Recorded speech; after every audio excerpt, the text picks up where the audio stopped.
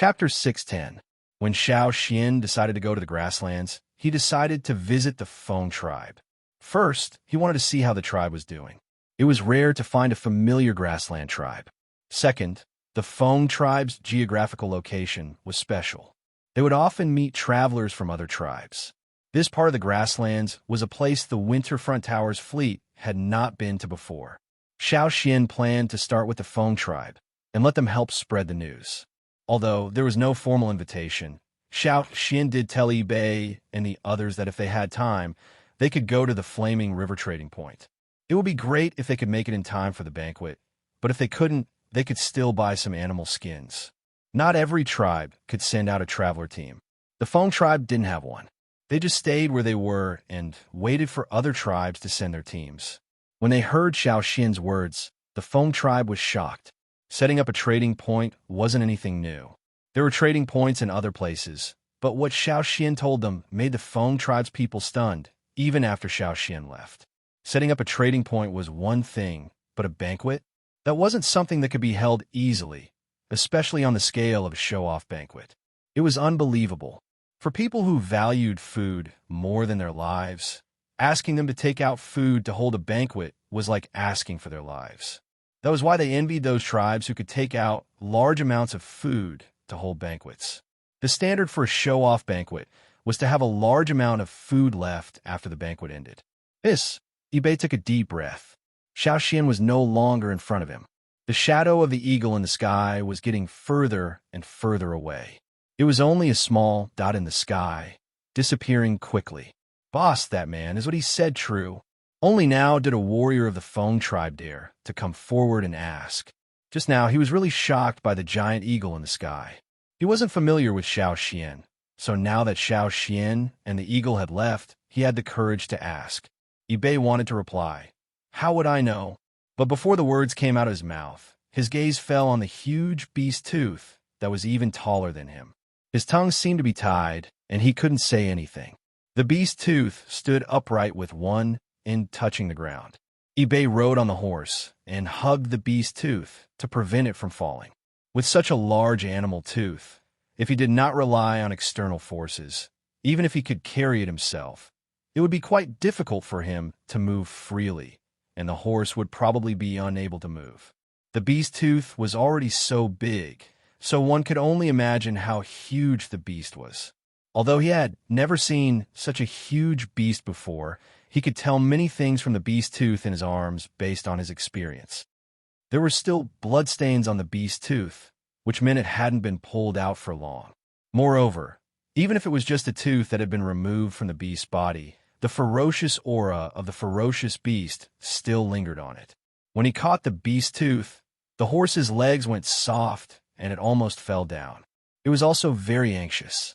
If it weren't for the fact that he had raised this horse from a young age and trained it well, it would have screamed and run away the moment Xiao Xian threw the beast tooth. Thinking about how Xiao Xian easily jumped down from the eagle's back with two huge beast teeth, stood steadily, and then threw the beast tooth as easily as a ball. There should be many people like this in the Yinjiao tribe, right? Such a tribe couldn't hold a banquet. Yi Bei didn't believe it himself. In the traditional view of the Feng tribe, the Yinjiao tribe that had just emerged in recent years, even if they had been in the limelight before, such as destroying the Wanshi tribe and so on, there was still a big gap between them and the other old tribes. But now, many people's views had begun to change.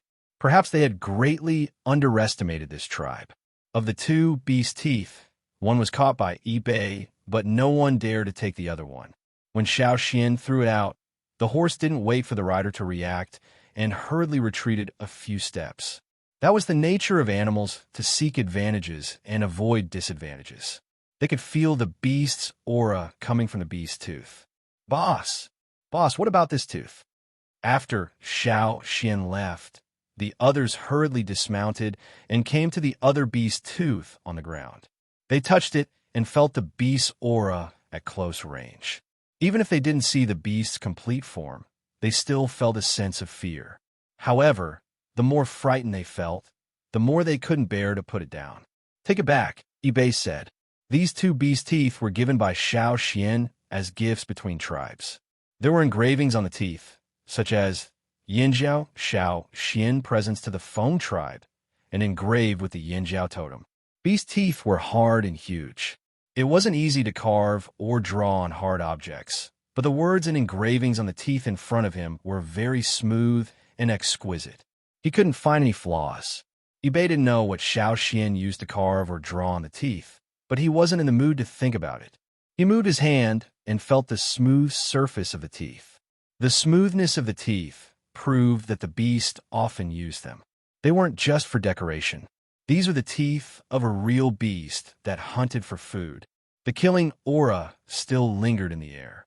Yinjiao tribe, Flaming River Trading Point. Bei retracted his gaze and ordered his men to send the two beast teeth back to the tribe. Since they were given away, they now belonged to the Feng tribe. They could even sell them at a higher price.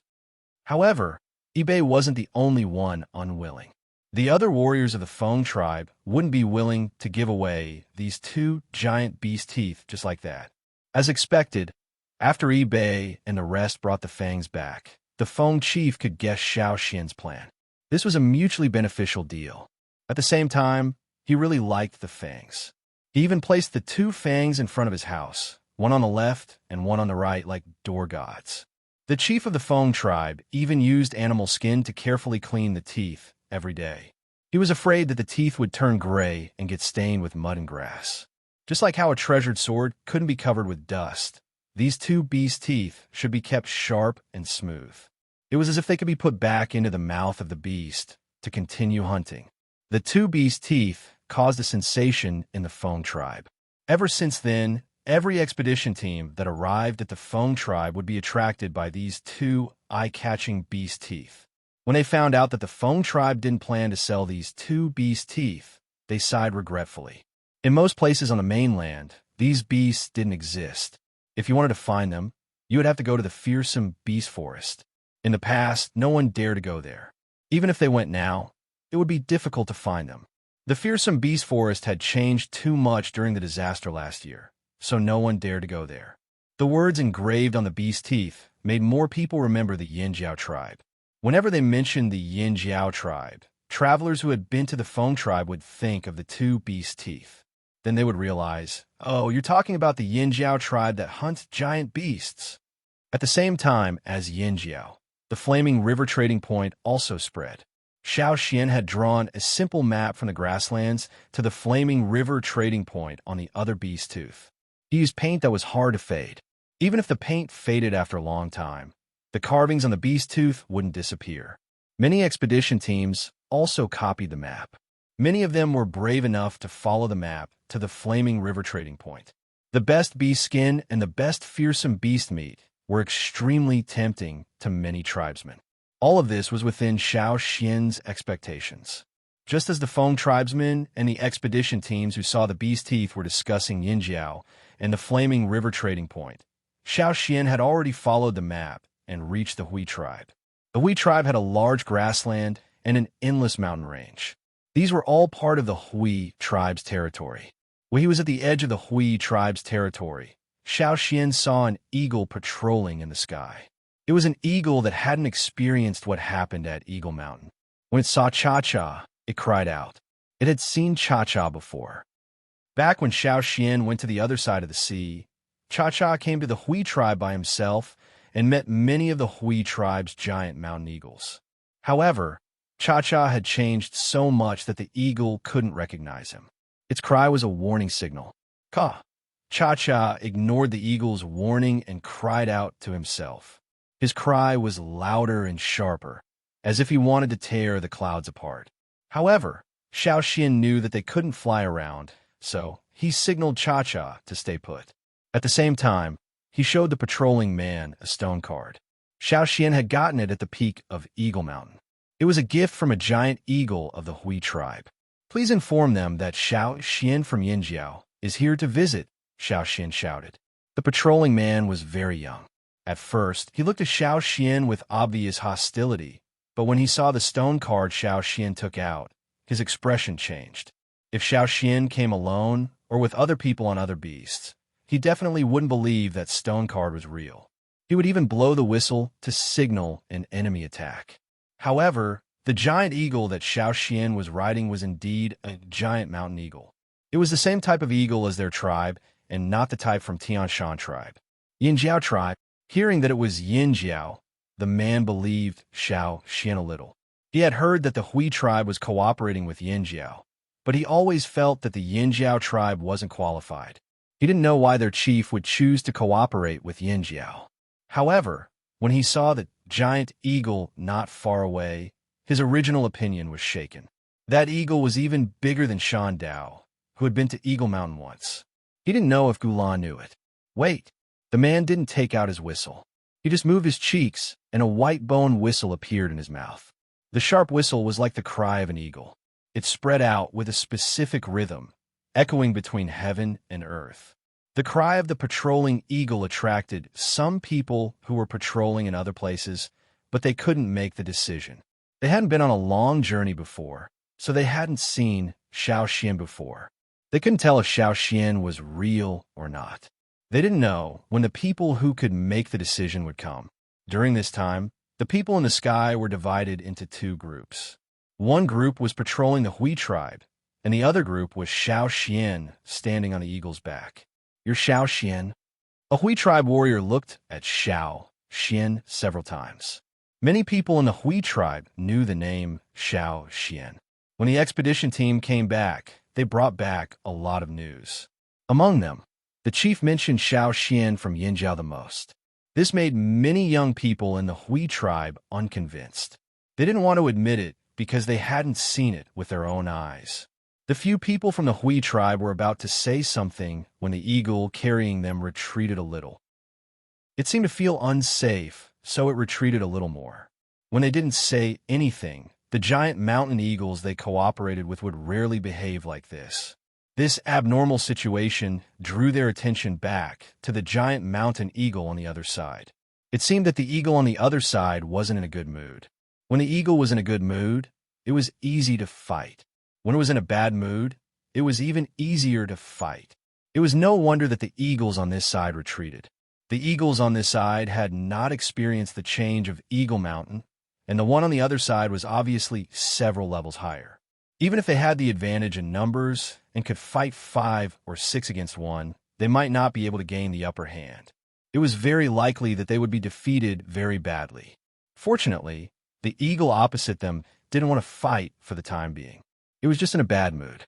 The few warriors of the Hui tribe didn't know that the reason why Cha-Cha didn't move its claws was not because it didn't want to bully the weak. The giant mountain eagle wasn't that noble. In fact, Xiao Xian moved his feet a little to signal Cha-Cha not to act rashly. Besides, what was the point of bullying a young eagle when it was in a bad mood? Even if it wanted to fight, it should wait until the big eagle of the Hui tribe appeared. Even if it didn't move its claws, when Cha-Cha's eagle eyes swept over them, the few people and eagles on the other side all looked nervous. Because they knew the habits of the giant mountain eagle, they knew that once the eagle got angry, it wouldn't be easy to deal with it. Caw! An eagle's cry came from afar, followed by several other eagle cries from different directions. People from other places heard the noise and rushed over. There were only eagles flying over from 2 directions. There were no people on the back of the eagles. Maybe the people weren't out on a mission at this time, so the eagles acted on their own and came over directly when they heard the noise. The first eagle cry came from Shan Dao. The person on Shan Dao's back was Gulaha. "Xiao Xian, I didn't expect it to be you." Gula was surprised when he saw Cha-Cha. He didn't recognize Cha-Cha either. Only when he flew closer did he recognize Xiao Xian on the eagle's back. "I specially came to invite you this time." Xiao Xian let Cha-Cha fly closer and, through an animal skin scroll, to Gula withdrew his gaze from Cha-Cha and took the animal skin roll. He opened it and read it quickly. However, as he read, the smile on his face froze as if he didn't understand it. He read it again from the beginning, and again to make sure that he didn't read it wrong. Gula found it even more difficult to understand. Didn't Yinjiao leave their ancestral land because of the disaster?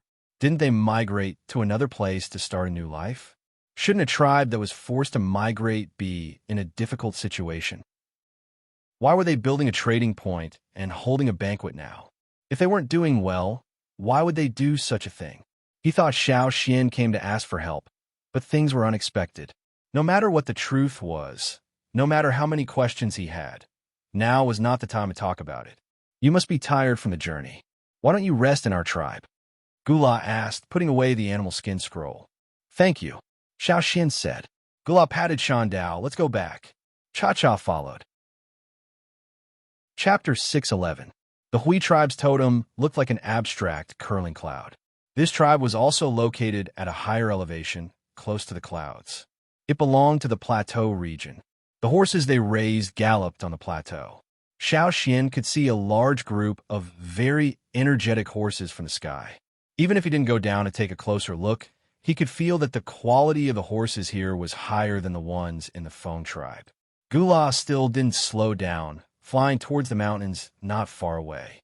Most of the people of the Hui tribe lived on the mountains, just like their totem, surrounded by clouds. The part that belonged to the Hui tribe was almost the highest part of the area.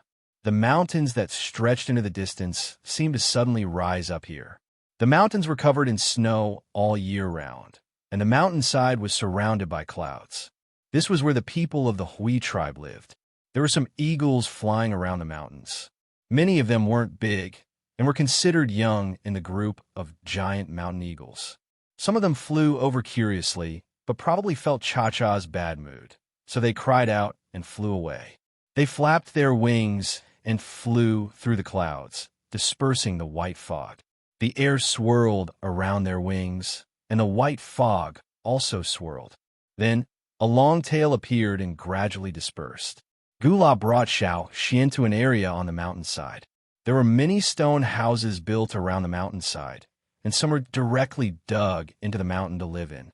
Xiao Xian saw many people of the Hui tribe skillfully climbing the mountain walls. There were children training. There weren't many adults around, but there were more eagles. Even if they were just young mountain eagles, they could still catch a child. When the eagles saw children sliding down the mountain walls, they flew over and caught them. Then, they lifted them up and put them down on a raised rock platform. This platform was specially made by the people of the Hui tribe. It was for the children to practice climbing on the mountain walls to rest. Looking at the situation over there, Xiao Xian felt that Cha-Cha seemed a little hesitant. Just now, his flying rhythm changed for a moment. There were no other strange occurrences in the surroundings. There were eagles flying over, but those eagles had already flown over. Even if Cha-Cha had a reaction, it shouldn't have appeared only now. There wasn't anything strange below. There were no other eagles around. Xiao Xian looked up, and his eyes narrowed.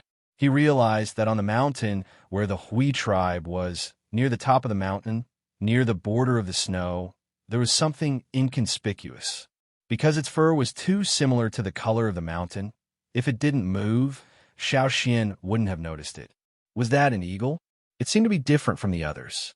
It looked like a ball.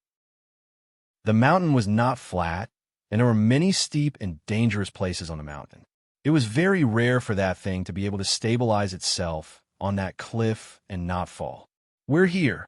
Gula asked Shan Dao to stop at a mountain path. This was a path dug out by the Hui tribe. It was the only path that could be used on the entire mountain. If you wanted to go up the mountain, you could only climb. The road around the mountain was not flat, but it was wide enough. Even Cha-Cha could rest on the road. It was believed that when the road was first built, the people of the Hui tribe had considered the possibility of the giant mountain eagle resting. It's here. Gula pointed to a cave not far away. Xiao Xian looked over. The entrance of the cave was very big, about 10 meters high and 8 meters wide. It was in the shape of an inverted U. There was a carving on the wall above the entrance. It was the Hui tribe's Hui character, but it was written with cloud patterns. It looked like curled clouds, and it was very similar to the Hui tribe's totem. Our shaman and chief are there, Gula said.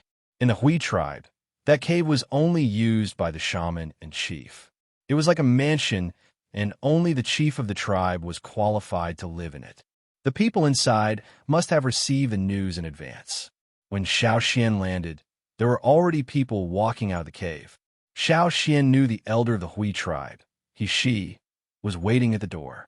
Welcome to the Hui tribe. The shaman and chief are inside. Let's go in and talk. He smiled. Xiao Xian followed He to the entrance of the cave, and then he turned back and said to Cha-Cha, "You go play by yourself and get to know the other eagles." This is... He looked at the eagle behind Xiao Xian with a puzzled expression. "It's Cha-Cha. It's him. He's back." He and Gu La were both very surprised, but they soon understood. To be able to enter Eagle Mountain again under such circumstances and successfully come out, it was no wonder it had grown so big. It would probably continue to grow. The effects of Eagle Mountain's metamorphosis had not yet fully manifested, and it would take time to prove it. "Congratulations," she said enviously. Giant mountain eagles usually only went to Eagle Mountain when they had no other choice. It was rare for Cha-Cha to go to Eagle Mountain and come out successfully. However, Cha-Cha, who was stared at by He and Gu La, did not even look at them. Even when Xiao Xian spoke, Cha-Cha did not respond. Instead, he looked up at the mountain as if he was on guard. Xiao Xian followed Cha-Cha's gaze. Swoosh! Some pebbles and small stones rolled down from the mountain wall. At the same time, there was a rustling sound on the mountain. Compared with Cha-Cha and other eagles, the rustling sound was more crisp and tender, but it was different from the cry of ordinary young eagles. Seeing this, the surrounding Hui tribesmen's expressions changed. The next moment, they ran away. A black shadow fell from above, accompanied by the sound of a large number of pebbles and small stones sliding down. The fluttering fluff was blown away by the wind. Cha-Cha and Shan Dao, who was also resting on the road, used their wings to block in front of their bodies, as if putting up a shield to block the flying stones and fluff that made them unhappy. He and Gu La raised their hands to push away the feathers in front of their eyes. When they looked over, their faces turned pale. Xiao Xian, are you okay?" Gu La hurried over. The figure that fell from the mountain just happened to land where Xiao Xian was standing. This made the surrounding people's jaws drop. Some people's faces were already filled with horror. They covered their faces, as if they were too embarrassed to look in that direction. He also went over nervously. However, there was no smell of blood. "He should not be dead, right?" The shaman and chief, who had just come out of the cave, saw this scene. The shaman was so scared that he dropped his cane. If the Grand Elder of Yinjiao was killed here, how could they give the Yinjiao a satisfactory explanation? Fortunately, soon, Xiao Xian's voice came from below. "Damn, this guy is really heavy." With the sound, the falling shadow was lifted up a little. Xiao Xian raised his hands and looked at them. He realized that his hands seemed to be holding claws. Those that could grow such claws were usually birds of prey, especially ferocious birds. Looking carefully, there were feathers flying everywhere. They were from the feathers of young birds. Young birds? Xiao Xian thought of the ball he saw near the top of the mountain when he arrived. He lifted his palm and moved it back and forth, weighing its weight. It was really heavy. So heavy, how could it fly in the future? Also, where did such a big young bird come from? It must have been born not long ago. It could not fly and had not changed its feathers. The faces of the surrounding Hui tribesmen couldn't help but twitch when they saw this scene. He lifted it up. Not only did he lift it up, he even weighed it twice. This was this Yinjiao? The people who didn't go with the expedition team had the deepest impression of the Yinjiao people. No matter what others said, it was not as good as seeing it with their own eyes.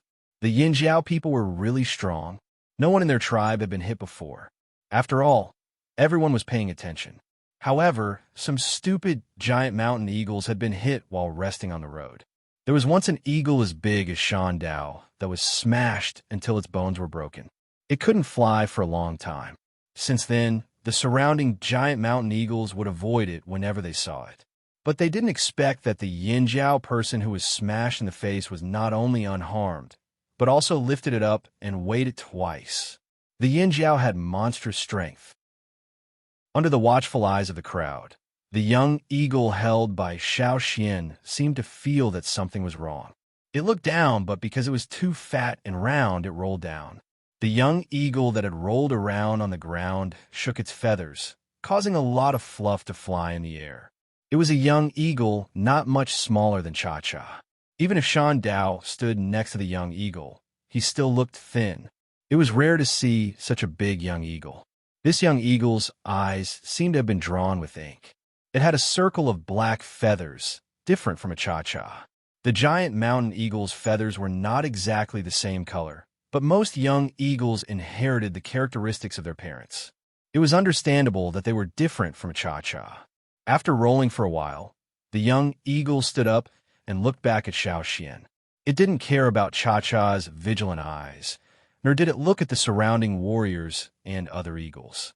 It opened its big round eyes and looked at the mountain wall again. Then it moved its claws and walked over step by step. It was only a young eagle and didn't have the ability to fly. It hadn't hunted by itself yet, but its claws were unusually sharp. When it walked on the ground, it left marks on the rocky mountain path. When it reached the mountain wall, the young eagle flapped its wings and jumped up. It grabbed the mountain wall, and many small stones fell. Its seemingly heavy body was firmly nailed to the mountain wall. "What is it doing?" Xiao Xian asked. "It's practicing." Ishi looked at the young eagle on the mountain wall. His gentle gaze contained reverence, and his tone was full of emotion. Young giant mountain eagles start practicing soon after they are born. They practice climbing, flying, and the use of their wings, beak, and claws. Every young eagle has to go through thousands of practice sessions. Those who are timid and incompetent may lose their lives because of all kinds of accidents during practice. However, it is precisely because of this cruel elimination that the soaring giant mountain eagle exists today. Ishi told Xiao Xian that the young eagles might break their wings in front of them during training. However, no matter how sad the people of the Hui tribe were, they wouldn't interfere. They couldn't be compassionate towards young eagles during training. This was something everyone in the Hui tribe had been warned about since they were young. It wasn't that they were heartless, but it was for the good of the young eagles. If they wanted to become qualified giant mountain eagles in the future and have the ability to go to Eagle Mountain, they had to work hard when they were still young. Otherwise, when they encountered the first bottleneck, they would die for various reasons before they could go to Eagle Mountain. Even if they could make it to Eagle Mountain, the chances of them coming out alive would be lower than other eagles. Therefore, all the blood, sweat, and toil now were all for the future trip to Eagle Mountain. Giant mountain eagles are always challenging themselves. Even if they fell countless times and suffered countless injuries, they wouldn't be scared. They would climb up and fight again. This was why the Hui tribe worshipped the giant mountain eagles. They used the eagle's behavior to motivate themselves. The fluffy little bird moved up the mountain wall step by step. It looked like it would fall at any moment, but it was still firmly nailed to the wall and moved up little by little. From time to time, small pebbles and small stones would roll down. The people of the Hui tribe were already used to this. They had people in charge of cleaning up the fallen pebbles and stones on the road every day. This was the norm in the Hui tribe. Everyone in the Hui tribe looked at the climbing figure with obvious admiration and encouragement. However, the young eagle couldn't see it. "I have a question," Xiao Xian suddenly asked. "Go ahead." Ishi looked away. "It was just born, right?" Xiao Xian asked. "That's right." The shaman of the Hui tribe came over and answered the question. It broke out of its shell in the past winter. It was born in the coldest time of the winter. No wonder it had such thick feathers. When it shook, it flew like willow catkins. Xiao Xian thought, "It's still a young bird. It shouldn't have grown much. Was it very big when it was born?" Xiao Xian asked again. "Very big," the shaman of the Hui tribe said proudly. It was worth being proud to have such an eagle. "How big was the eagle that laid such a big egg?" Xiao Xian asked. "The eagle that gave birth to it." The shaman of the Hui tribe looked at Xiao Xian. He seemed to find this question very interesting. He narrowed his eyes and smiled. "Haven't you seen it before?" "I've seen it before." Xiao Xian was puzzled. He quickly thought of something and took out the stone card. He pointed at it and looked at the smiling shaman. "Is it that one?" The shaman of the Hui tribe nodded. "Yes." "Damn, that was the difference." How big was Cha-Cha when it was born? It was not much bigger than an egg, right? It could easily crush it with one hand. But look at the one in front of him. It could easily crush a cow. Xiao Xian remembered what Gu La had explained to him about giant mountain eagles. The higher the level of the giant mountain eagle, the bigger the baby eagle, and vice versa. The lower the level of the eagle, the smaller the eagle's egg. No wonder Cha-Cha was unhappy with it. It was like a poor loser seeing a rich second generation with a golden spoon in his mouth. It was inevitable that he would feel unhappy. Its starting point was too high. It was much higher than other giant mountain eagles. No wonder the other giant mountain eagles were afraid of it. However, the baby eagle did not care about the stairs around it. It didn't care what they thought. It was like a lonely genius. Chapter 6:12. It could be said that the Hui tribe was the closest place to the giant mountain eagles. Perhaps no other tribe could see so many giant mountain eagles and observe their growth from birth. Xiao Xian's understanding of the giant mountain eagles was limited to what he heard from other people and his experience raising Cha-Cha. However, Cha-Cha had too many special characteristics and could not be considered a normal giant mountain eagle. Here, Xiao Xian could understand them better. Looking away, Xiao Xian no longer looked at the baby eagle that was still climbing up the wall.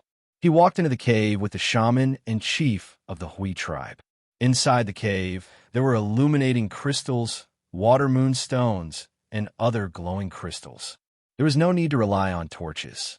Gula told the others about Xiao Xian's intentions. Just like Gula, the shaman and chief were shocked. They thought that Xiao Xian was here to ask for help, but they did not expect Xiao Xian to be here to invite them. Before winter, when our tribe's expedition team came back, they brought back a piece of news. They said they heard about the Flaming Horn Fleet and the Flaming River Trading Point. The chief of the Hui tribe recalled. At that time, they didn't believe that the Flaming Horns could live a good life. Building a trading point wasn't difficult for a tribe like theirs. That was why when they heard the news from the expedition team, they didn't take it to heart. They thought it was just an exaggeration. But now, since the Flaming Horns could send out an invitation to a banquet, it meant that they really had the ability to host a banquet. Perhaps the Flaming River Trading Point the expedition team mentioned was different from what they expected. At that time, the Hui tribe had thought about going to Yinjiao before winter to send some supplies. After all, Yinjiao had moved again and had nothing left. Winter would be difficult for them. However, when a messenger met the Yinjiao fleet on the way, they were rejected and only said that they could have a good life. They even invited the Hui tribe to visit the Flaming River Trading Point when they were free and even gave them a map. At that time, winter was approaching and the Hui tribe's team didn't go over. During this time, they also had something to discuss with the Yinjiao people. We mentioned you this morning, so we wanted to send a team to follow the map you gave us. I didn't expect you to be here already. The shaman of the Hui tribe said. Hearing this, Xiao Xian glanced at the people around him. In addition to the shaman and chief, as well as Gu La and He Shi, there were a few people he hadn't seen before. But he could guess from some of the subtle actions and words around him that these people's status in the Hui tribe should not be low. There was no phone here, so they couldn't inform them in advance. Xiao Xian didn't inform them when he came, which meant that these people didn't know that Xiao Xian was coming at this time. But these people were all gathered in the central meeting room of the Hui tribe. What happened? Xiao Xian asked. He didn't expect Xiao Xian to realize the problem so quickly. The shaman of the Hui tribe was stunned and then turned his head to look at He Shi behind him. He Shi nodded slightly and then fell behind, as if he was guarding here to prevent others from entering. Come with me. The shaman of the Hui tribe led Xiao Xian into the cave. There were many stone rooms of different sizes. Some were used to store things, some for discussion, and some for other purposes. Most of these stone rooms had wooden doors. Except for the Yinjiao tribe, who often used stone doors, other tribes mostly used wooden doors. As for the stone door, it wasn't easy for ordinary people to open it. When they came to one of the doors, the shaman of the Hui tribe walked forward and untied a wooden bolt tied to the wooden door. He raised his hand and pushed the wooden door open. Before the shaman of the Hui tribe opened the door, Xiao Xian had a very strange feeling. It didn't seem like there were people inside, but there was something similar to the power of the fire seed. It was very strange and different from the fire seed aura of other normal tribesmen. Even after the rain tribe and the drumming tribe merged their fire seeds, they didn't have this kind of aura.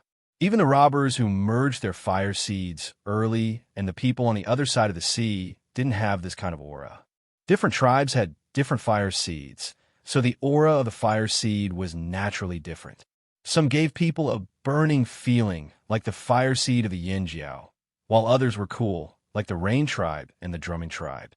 But the aura inside was completely different from the burning fire seed aura. It was also obviously different from the cool aura of the rain tribe and the drumming tribe. It had a strange kind of gloominess. From the aura of the fire seed, Xiao Xian could be sure that he had never seen a tribesman with this kind of aura. It was so cold that it didn't seem like a living person. Ka ka ka ka.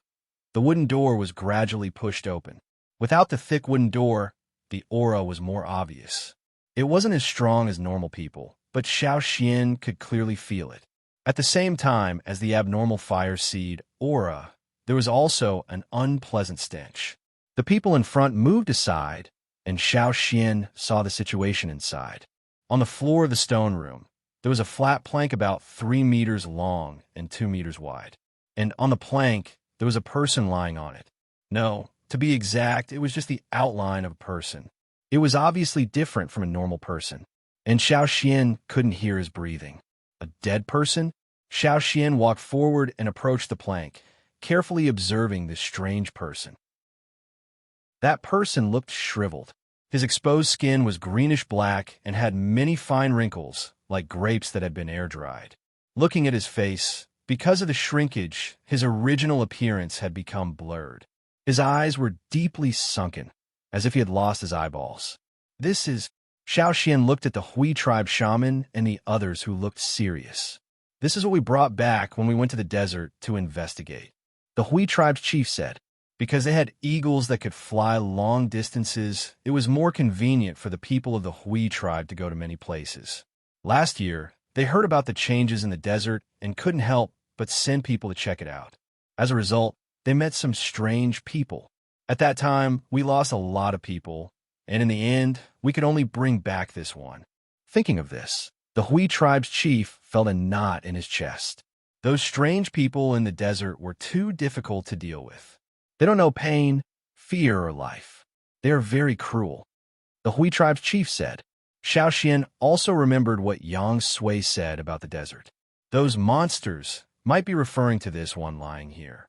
Was it like this when you brought it back? Xiao Xian pointed at the person on the plank and asked the Hui tribe's chief. There are some changes, but it's more or less like this. But it started to rot after we brought it back. Even if we put it in an ice cave, it's useless. Now it's rotting faster and faster. The Hui tribe's chief was distressed. If other Yinjiao warriors came here, they might not say it so easily. But since it was Xiao Xian, the great elder of Yinjiao, they didn't hide it from him. We tried all kinds of methods, but still couldn't stop it. Every tribe had a way to store meat, but it was useless on this person. The person was still rotting, and it was rotting faster and faster. At this rate, it wouldn't be long before there was only a pile of rotten meat left. No wonder Xiao Xian felt confused when he looked at this person, because it had already started to rot. The Hui tribe shaman sighed helplessly. Not only that, I also feel a strange fire seed. It's not strong, but it's there. But compared to when he was first brought here, the fire seed in him is weaker. The shaman was more sensitive to fire seed energy than anyone else. Even if the Hui tribe couldn't feel it, he could still feel it. Did Rock Hill City make them? Xiao Xian asked. I think so. Other than Rock Hill City, I can't think of anyone else who could do this. In the desert, only Rock Hill City had the ability to make these monsters. Now we can only hope that these monsters aren't used by Rock Hill City to deal with the tribesmen. The Hui tribe shaman was worried. The tribesmen had always treated the slave masters as their class enemy. They were always on guard against anything the slave masters did. They always felt that everything the slave masters did was a threat to the tribesmen. But the slave masters had many things that the tribesmen desired, such as gold tools and skills. Maybe Rock Hill City made them to deal with the people on the other side of the sea. Xiao Xian said, the people of Rock Hill City have a grudge with the people on the other side of the sea. Also, Rock Hill City should have been prepared for the disaster. Everything they did was in preparation for the disaster. Since the Hui tribe didn't hide anything from Xiao Xian also shared some information. The Hui tribe knew that half of the people in Yinjiao came from the other side of the sea, but they didn't know about the grudges between the slave masters. Xiao Xian could only briefly explain what he knew and his own guesses. As soon as they heard that there were more slave masters on the other side of the sea, and that the two continents were closer, the tribesmen's first reaction was to be on high alert. It was as if they reflexively raised their spines. But after listening to Xiao Xian, it seemed like the slave masters on both sides had a grudge against each other. This was good. They hoped that the two sides would fight. That would be a war between the slave masters. The tribesmen wouldn't participate. Very good, very good. Thinking of this, the people of the Hui tribe felt a little comforted. Xiao Xian stayed at the Hui tribe for 2 days, then rode on Cha-Cha and left for the Tian Shan tribe. Xiao Xian wasn't as friendly towards the Tian Shan tribe. Both sides were on guard against each other. He only went over to send an invitation. As for whether the Tian Shan tribe would go, he didn't care. The animal skin scroll he used as an invitation wasn't as exquisite as the one he gave to the Hui tribe. After settling the matters on the grasslands, Xiao Xian didn't waste any time and went straight back. On the way back, he met a few Yinjiao warriors who went to invite the other big tribes in the central region. Just as Xiao Xian was thinking about the strange people in the desert and the upcoming Flaming River Trading Point feast, invitations were sent out one by one in the Flaming River region. Although the news of Yinjiao hosting a feast at the Flaming River Trading Point had already spread, and some tribes who knew about it, if they wanted to enter the heart of the Flaming River Trading Point, they needed an invitation. Otherwise, they wouldn't be able to get a seat and would have to find an empty spot. Even if they could eat and drink to their heart's content, they wouldn't be able to live up to their reputation. Those who weren't thick-skinned enough would feel embarrassed. That was why during this period of time, many tribesmen were looking forward to receiving an invitation from Yinjiao. Somewhere in the Flaming River region, in an inconspicuous mountain, people could be seen peeking out from a narrow crevice. Some were looking up at the sky, some were looking into the forest. Following this narrow crevice, they arrived at a spacious area where the drumming tribe lived. Other than those who went out to look for food and those who patrolled the area, most of the people stayed in the tribe. They were just a small tribe with only a few hundred people, so they didn't stand out at all. In the past, the drumming tribe lived very cautiously, like mice hiding in the ground. The number of times they showed their faces outside was much less than the number of times they washed their faces. If it was in the past, they wouldn't go out unless they could. But now, they were looking forward to receiving an invitation to go out. The trade before winter had given them a taste of the benefits. For the first time, the drumming tribe realized that they could live so comfortably and that they could obtain more resources through this method. The chief of the drumming tribe, Abuli, sat in front of his house after circling the area 20 times for the day. He opened a dried oval fruit that was about half an arm's length. The dried and crispy fruit's outer shell was easily twisted open, revealing some white, dry, and fluff inside. If he blew gently, he could even blow up some of the fluff. Abuli scooped out the white fluff from the dried fruit and rolled it into a ball in his hand. Then, he picked up a crystal that was almost as thick as a person and placed it on the wooden rack. He used the white fluff that he scooped out earlier to wipe the crystal. The originally dry white wool was wiped on the rough parts of the crystal. Gradually, the white wool seemed to be soaked in water, and the rough parts of the crystal became very smooth. This was a method discovered by the ancestors of the drumming tribe. It had been passed down until now, and this method was only known to the drumming tribe. In order to use these crystals to exchange for more resources, Abuli decided to polish these crystals to make them even brighter. Perhaps the people from Yinjiao would be able to give him more things if they looked better. Not only Abuli, but the other members of the drumming tribe were also doing the same thing. How could they not be enthusiastic when they could exchange for resources? While he was wiping, Abuli suddenly heard a yell. Ayo-yo. Because there were many mountains in the surroundings, it was difficult to distinguish the direction of the sound. It was as if the sound was coming from all directions. However, The people who heard the shouts could easily tell the correct direction from these distracting echoes. Abuli did not care about wiping the crystal. He threw away the white fluff in his hand and ran towards the direction of the sound. The other members of the drumming tribe also stopped what they were doing. They no longer had the mood to wipe the crystal. They looked nervously and expectantly in the direction Abuli left. Not long after, Abuli rushed in with a big laugh. His big feet hooked onto the vines as he swung towards the tribe. He waved an animal skin roll in his hand. This is it. This is it. Wow. It's even made from fearsome beast skin. It's really made from fearsome beast skin. As he spoke, Abuli suddenly stopped. He hung upside down on the mountain wall, covered in vines, and sniffed the animal skin roll in his hand. This must be the skin from a fearsome beast's buttocks. Chapter 6:13. Other than being good at finding crystals, the drumming tribesmen had another skill. They could tell which part of the beast the hide came from just by smelling it. Others could tell by looking or touching, but they could tell by smelling it. Their accuracy was at least 70%. When they traded with the flaming horns of the Flaming River trading point, Abuli didn't use this method because the beast hides they traded were too big. He could tell where they were at a glance, so he didn't need to use this method to identify the beast hides. Most tribesmen liked the hide from the back of beasts because it was more elastic and the hide on the buttocks was harder. If tribesmen who hunted fearsome beasts often placed a small piece of hide there, they might be able to tell by looking at it. However, to the drumming tribesmen who rarely came into contact with fearsome beasts, they could only guess by smelling it. I wonder if Yin Jiao specially selected the hide when they gave it to us. Abuli muttered unhappily.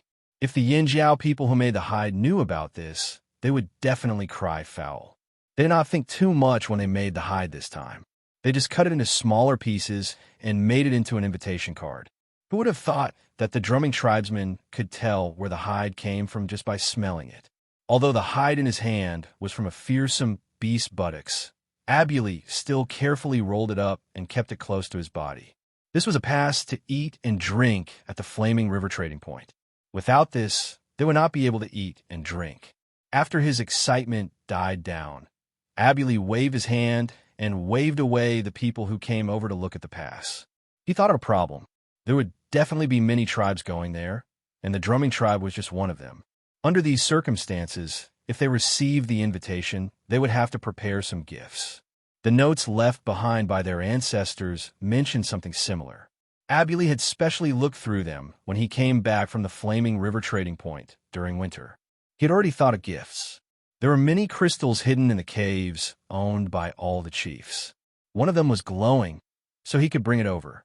After making up his mind, Abuli led his men into the cave and brought out the light purple crystal. It was as tall as a person, and one could see it shining brightly in the dark. Of course, among his collection, the most beautiful and valuable things were still kept in his own hands. He would not give them away just like that. The one that he decided to take out as a gift already made many people feel the pinch. How many resources could he exchange for with that? He actually gave it away as a gift for the tribe's previous exchange. Although Abuli felt the pinch, he knew that this was the best course of action. Although their tribe was small and did not interact with many people, they still understood some principles. When they met with other tribes in public, they represented the face of their tribe. No matter how greedy he was, as the leader of the tribe, there were some bottom lines that he couldn't cross. They could embarrass themselves, but they couldn't embarrass the entire drumming tribe. Their deceased ancestors were watching them. He had received the invitation and prepared the gifts. Now, there was only one thing left for Abuli to do. All right, who's coming with me this time? Abuli looked around. As soon as Abuli finished speaking, the crowd burst into an uproar. Me, I'll go. Leader, look at me. Me too. My feet are the biggest. Of course I'll go. Nonsense. The leader's feet are the biggest. Chief, he's provoking you. Beat him up. Bullshit. When did I say that my feet are bigger than the chief's? I mean, other than the chief's. Chief, he wants to compete with you. The people of the drumming tribe obviously had bigger feet than other tribes. Their toes were also very special. They were long and very flexible, as if they were their second pair of hands. Moreover, in the drumming tribe, big feet were the real deal. Many people in the drumming tribe competed with each other since they were young. Whoever had bigger feet would be the boss, and those with smaller feet would be the little brother. This was because many times in the drumming tribe, people with bigger feet were much faster than those with smaller toes when climbing and shuttling through the forest. When they encountered danger, they had a higher chance of escaping successfully. The people of the drumming tribe did not like to fight, but they liked to compete with their feet to show off their bigger feet. Hence, at times like this, the rules were brought out again. The people with bigger feet were shouting loudly and confidently. Those who were just complaining about why they had to give gifts immediately forgot about everything else and waved their hands at Abuli. Those who were standing at the back of the crowd and couldn't squeeze and jumped up and down. Some even stood on their heads and waved their big feet, hoping that Abuli would notice them and pick them over. Some people didn't like to interact with strangers and didn't like to leave the mountains. They liked to stay in the corner of their tribe all day long. If Abuli brought people out to trade, they might not be interested, but this time was different. They were going out to eat. They heard that they could eat as much as they wanted, wild beast meat, fearsome beast meat, etc. They had everything. How could they miss out on such a free meal? Abuli was in a dilemma. To him, other than the people who often went out to trade with him, he still had to bring some food. TSK, in the past, when he said he wanted to go out to trade, this group of people acted like they had met a beast. They came up with all sorts of excuses and didn't even want to take a step out. But now they were all so enthusiastic. Abuli squatted on a half-polished crystal and scratched his messy hair. He slapped his thigh and said, "How about this?" The people who were arguing until their faces were red suddenly stopped. The entire place quieted down, and everyone looked at Abuli, waiting for his decision. "You guys," Abuli pointed a finger at the people around him and said, "You guys fight. The winner will follow me." Those who were too weak would be embarrassed if they went out, and strength wasn't limited to the size of their feet. Besides, Abuli felt that the more capable a person was, the more they could eat. There was a limit to the number of people he could bring. Since that was the case, he had to bring those who could eat a lot. That way, he wouldn't lose out. Their ancestors had said that they could eat anything, but they couldn't lose out. "How can you use this method to choose?" One of the Ji tribesmen shouted. The next moment, he kicked away the person beside him who was still in a daze. Because of this, the people around them also reacted and started fighting. Abuli squatted on a crystal next to them and looked over. He had a serious look on his face as he scanned every corner with his critical eyes. Every time Abuli looked over, the people over there would fight with extra vigor. While the Ji tribe was preparing to head to the Flaming River trading point, the other tribes along the river had also received invitations from the Yinjiao people. The tribes who went to the Flaming River trading point before winter were all invited. The Ji tribe was, of course, on the list. Plus, they had crystals. The Rain tribe, Drumming tribe, Pu tribe, and other tribes that Yinjiao were familiar with had also received invitations. As for the other tribes that hid well, they still had to spend time looking for them. Days passed. Xiao Xian had already returned to the Yinjiao headquarters with the other people who had gone further away to deliver the invitations. Xiao Xian had also told the others about the strange person that the Hui tribe had brought back to the Yinjiao headquarters. However, to the Yinjiao people, at this time, they didn't care about the desert. They would let the slave masters settle their own problems. The Yinjiao people still had to prepare for the first banquet after 1,000 years. The wine and other drinks had been brewed long ago. Xiao Xian had supervised the production. After returning from the grasslands, he went to take a look again. Based on his own requirements, it was still a long way off. After all, it was mass-produced and the conditions were limited. Even a small mistake in the middle could cause a qualitative change. However, the standards here were already not bad. At least, many Yinjiao people thought it was good enough. They also prepared a lot of vicious beast meat. Some of them couldn't be stored for a long time, so they tied them up with their last breath, just like when they were on the other side of the sea. Those vicious beasts that were less aggressive and didn't pose much of a threat were kept first. When it was time to eat, they would slaughter them. "Is everything ready?" Xiao Xian asked Zheng Luo. While he was gone, Zheng Luo and Ao, the two retired chiefs, had been in charge. Because the banquet was held in the Flaming River trading point, most of the decorations were done there. The two chiefs, Duo Kong, Ta, and the rest all lived in the Flaming River trading point, so they didn't have to travel back and forth every day. The bottles and jars of gold that had been found in the Wan Shi tribe were also taken out one by one. The Flaming Horns originally planned to reforge these useless things, but after they decided to hold the banquet, they didn't do it for the time being. Instead, they cleaned these metalwares and prepared to use them to store things. Although they weren't very practical, they could still be used to show off when necessary. Rare items were expensive. On this mainland, gold was still very rare because there were no core seeds here. The only core seeds were brought over from the other side of the sea by the people in the desert. There were no core seeds on this continent. So before the battle in the desert, most of the tribesmen had never seen gold before. It was only after the reshuffling of the cards in the desert and the escaping slave masters brought gold out that some of the tribesmen saw those shiny gold items. However, there were still many tribesmen, especially tribes like the drumming and drumming tribes who stayed in their tribes all year round. Even if they went out, they only moved around nearby and didn't like to interact with outsiders. That was why they had never seen gold before. Other than the rare gold, Zheng Luo and Ao decorated the banquet hall with yin-jiao characteristics.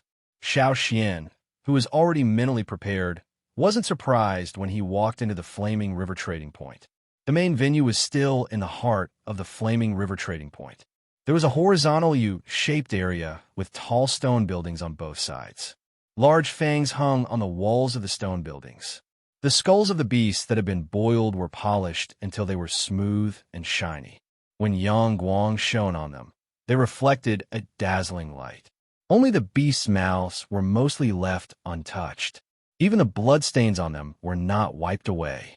Some of the bloodstains on the fangs were even washed off during the boiling process. However, after they were moved over and decorated, Ao purposely got people to wipe the remaining blood on the fangs again. Because they were all too familiar with hunting beasts, they wiped the blood on the fangs naturally. It didn't look like someone had painted the fangs on them. At first glance, it looked like a fierce beast that had just fought in the forest and was about to bite them. Some of the beast heads hanging on the walls weren't boiled. These were the beasts that had been hunted recently. After they were processed, their fur was preserved and their eyeballs were remade with resin. The Rain tribesmen helped them make these. They were good at making fake things. Perhaps they hadn't discovered this skill in the past. Now that they were forced by life, the Rain tribesmen picked up the skills of their ancestors and discovered this skill. The fur of ferocious beasts was tougher than that of ordinary beasts. Even if it was boiled, as long as it was not boiled for a long time, it would still preserve a large amount of fur. Therefore, the head of a beast that had not been boiled and only had its external appearance preserved most of its skin. Even the steel needle-like whiskers were well preserved and could be replaced after being removed. According to one of the warriors who processed the beast heads, he cut off a whisker on one of the beast heads. Before he replaced it, he used the whisker to poke his hand. If it weren't for the thick skin of the totemic warriors, it would have pierced a bloody hole in his hand. Other than these beast heads, there were some beast bones embedded in the stone walls on both sides of the long, U-shaped hall. A long, winding skeleton of a reptilian beast was embedded in the stone wall. This was installed by Zheng Luo himself. These were the fearsome beasts he hunted himself. The small bones weren't complete, but the main ones were pieced together and embedded in the stone wall. They weren't pieced together rigidly, but restored to how the fearsome beasts looked when he hunted them. Even without the skin and muscles, only the white bones were left. But just these bones were enough to show the danger of hunting. The fearsome beast's aura lingered on the white bones. People who were close to the bones could clearly feel the murderous aura in the bones. Ordinary ferocious beasts would only have bones left after eating them. But ferocious beasts were like murderous weapons that still had a murderous aura. Just by being placed there, it was enough to make people feel a bone-chilling cold. If people in peacetime came here, they would probably be scared out of their wits. But in this kind of environment, this was the embodiment of high class. Xiao Xian helped with the remaining unfinished details. while Yin Jiao was busy on the mainland. All the tribes who received Yin Jiao's invitation formed a group. They followed the simple but clear map on the back of the invitation and set off towards the trading point. Chief, how capable do you think the Yin Jiao people are? They just went through the cataclysm not long ago, and now they're setting up a flaming river trading point. Where is this flaming river trading point? Why haven't we heard of it before? Chu Su held the invitation in his hand and looked at the map on the back. The chief of the Mang tribe glanced at Chu Su but didn't say anything. He was also curious. How did Yin Jiao manage to establish themselves so quickly? It shouldn't be much, right? It definitely can't compare to our trading point. Someone from the Eight Limbs tribe heard Chu Su and said. The Mang tribe and the Eight Limbs tribe both received Yin Jiao's invitation this time. They were both surprised and curious. Flaming River trading point? Flaming River? Where was it? Chapter 614. Other than the Mang tribe and the Eight Limbs tribe, a few other tribes from the central region also set off. When it came to banquets, experienced tribes knew that they had to compete at banquets. Battles without killing intent were everywhere. It wasn't always a battle of strength. There were many ways to suppress the other party, such as clothing, accessories, tools, and so on. In terms of clothing, each tribe had its own characteristics. It didn't have to be ferocious beast skin or smooth silk. For example, the Mang tribe preferred to wear clothes made of plants that were similar to the color of bamboo. Their accessories were also made of bamboo or jade. The jade that symbolized their status was also different. People from other tribes could tell their status in the Mang tribe by looking at the jade ornaments they wore. But this time, all the people from a Mang tribe had jade ornaments above the half-ring level on their waists. That was to say, this time, the Mang tribe's team was basically made up of senior totem warriors, and their status in the tribe was not low. The Mang tribe produced a lot of jade. Many people had imitated the shape of the jade ornaments that the Mang tribesmen wore. However, the jade ornaments worn by the real Mang tribesmen looked simple, but they were very special. They were not carefully carved, but there were clear green lines like bamboo. This kind of jade was called Mang jade, and it was exclusive to the Mang tribesmen. Even if other tribesmen obtained this kind of Mang jade through some means, they would not dare to take it out in the open because the Mang tribesmen would not allow it. The Eight Limbs tribe, who were allied with the Mang tribe, wore their tribe's famous silk clothing. For this trip to the Flaming River, they all wore clothes that they didn't usually wear. This was the only way to show off their status and to compete with the other big tribes. This was a clash of the tribe's pride. The Mang tribesmen mostly rode on horses, but there were also a few strange beasts. Their fur was dark brown, black, or white. If Xiao Xian was here, he would be shocked to see that the Mang tribe's leaders were riding on beasts that looked like pandas. The Eight Limbs tribesmen mostly rode on large spiders. These large spiders had different colors, long and short fur, thick and thin legs, and even the number of eyes. Some of them looked like a ball of fur, while others looked like they were pieced together by a few bamboo poles and would be blown away by the wind.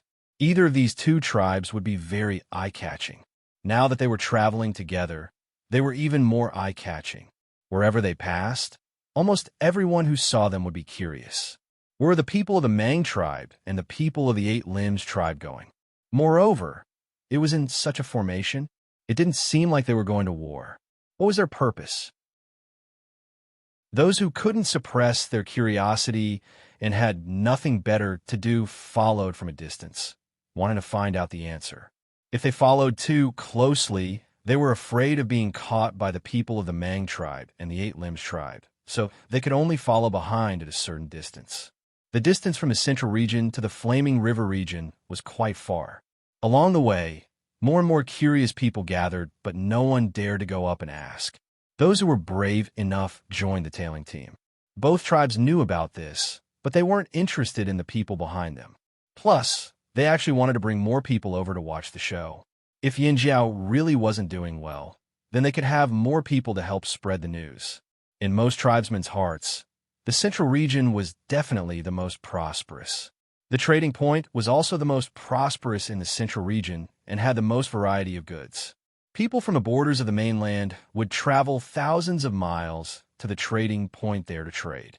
If they could prove that the flaming river trading point was just a small and messy place, no one would go there even if Yinjiao did their best to spread the news. It would save them a lot of effort. The Mang tribe and the Eight Limbs tribe even met the Longboat tribe along the way. However, the Longboat tribe people were all on boats, so the two sides only traveled for a short distance before splitting up again. There were shortcuts on land, and there were shortcuts on land. You can use boats at the Flaming River trading point. After parting ways with the Longboat tribe, some of the Mang tribesmen were puzzled. Isn't it called the Flaming River trading point? If there's a river, of course you can use boats, Huang Yi said with a frown. He didn't believe that Yin Jiao could establish a foothold in such a short time. Even if Yin Jiao could establish a foothold and start a new life, he didn't think that the Flaming River trading point would be better than the few large trading points in the central region. Perhaps all of this was just Yin Jiao's way of making their presence known. I wonder if Yin Jiao will take out all their money this time? Someone laughed. Who cares? When the time comes, the Yin Jiao people will be the ones worrying. We just have to eat and drink to our heart's content. Someone from the Eight Limbs tribe also replied. From the central region where most of the tribes lived, they walked along the route. There were very few people around, and sometimes they wouldn't even see a single outsider after a whole day. The surrounding soil wasn't very good either, especially the places far away from the river. The soil was very hard and not suitable for planting. There were only some barren hills with weeds growing in the vicinity. There weren't even any trees that could bear fruit. Even if there were, they were mostly short and had sparse leaves. No wonder there weren't any tribes living here. Desolation. This was what everyone who passed through this place was thinking. At this time, the Mang and Eight Limbs tribesmen couldn't help but feel proud. Their ancestors were indeed good at finding good places.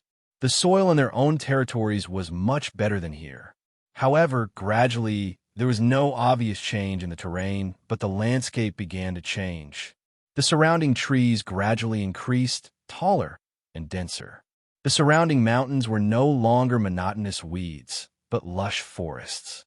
The further they went, the denser the forests on the mountains. Even in places far away from water sources, the forests were more full of green vitality than before. There were some people moving around nearby. They were probably from a small tribe, hiding in the woods on the mountain. This place seems pretty good. Chu Su casually plucked a leaf from a shrub and peeled it open to check the moisture content. Although the soil wasn't very fertile, they could still plant some crops if they wanted to. It couldn't compare to the farms in the central region, but it was enough to sustain a small tribe. The others didn't think much of it. In their eyes, this place was far worse than the farms in their own tribes. Chief, there are some people on the mountain who have been following us for a while. Should we go and check? Huang Yi asked the chief of the Mang tribe. No need.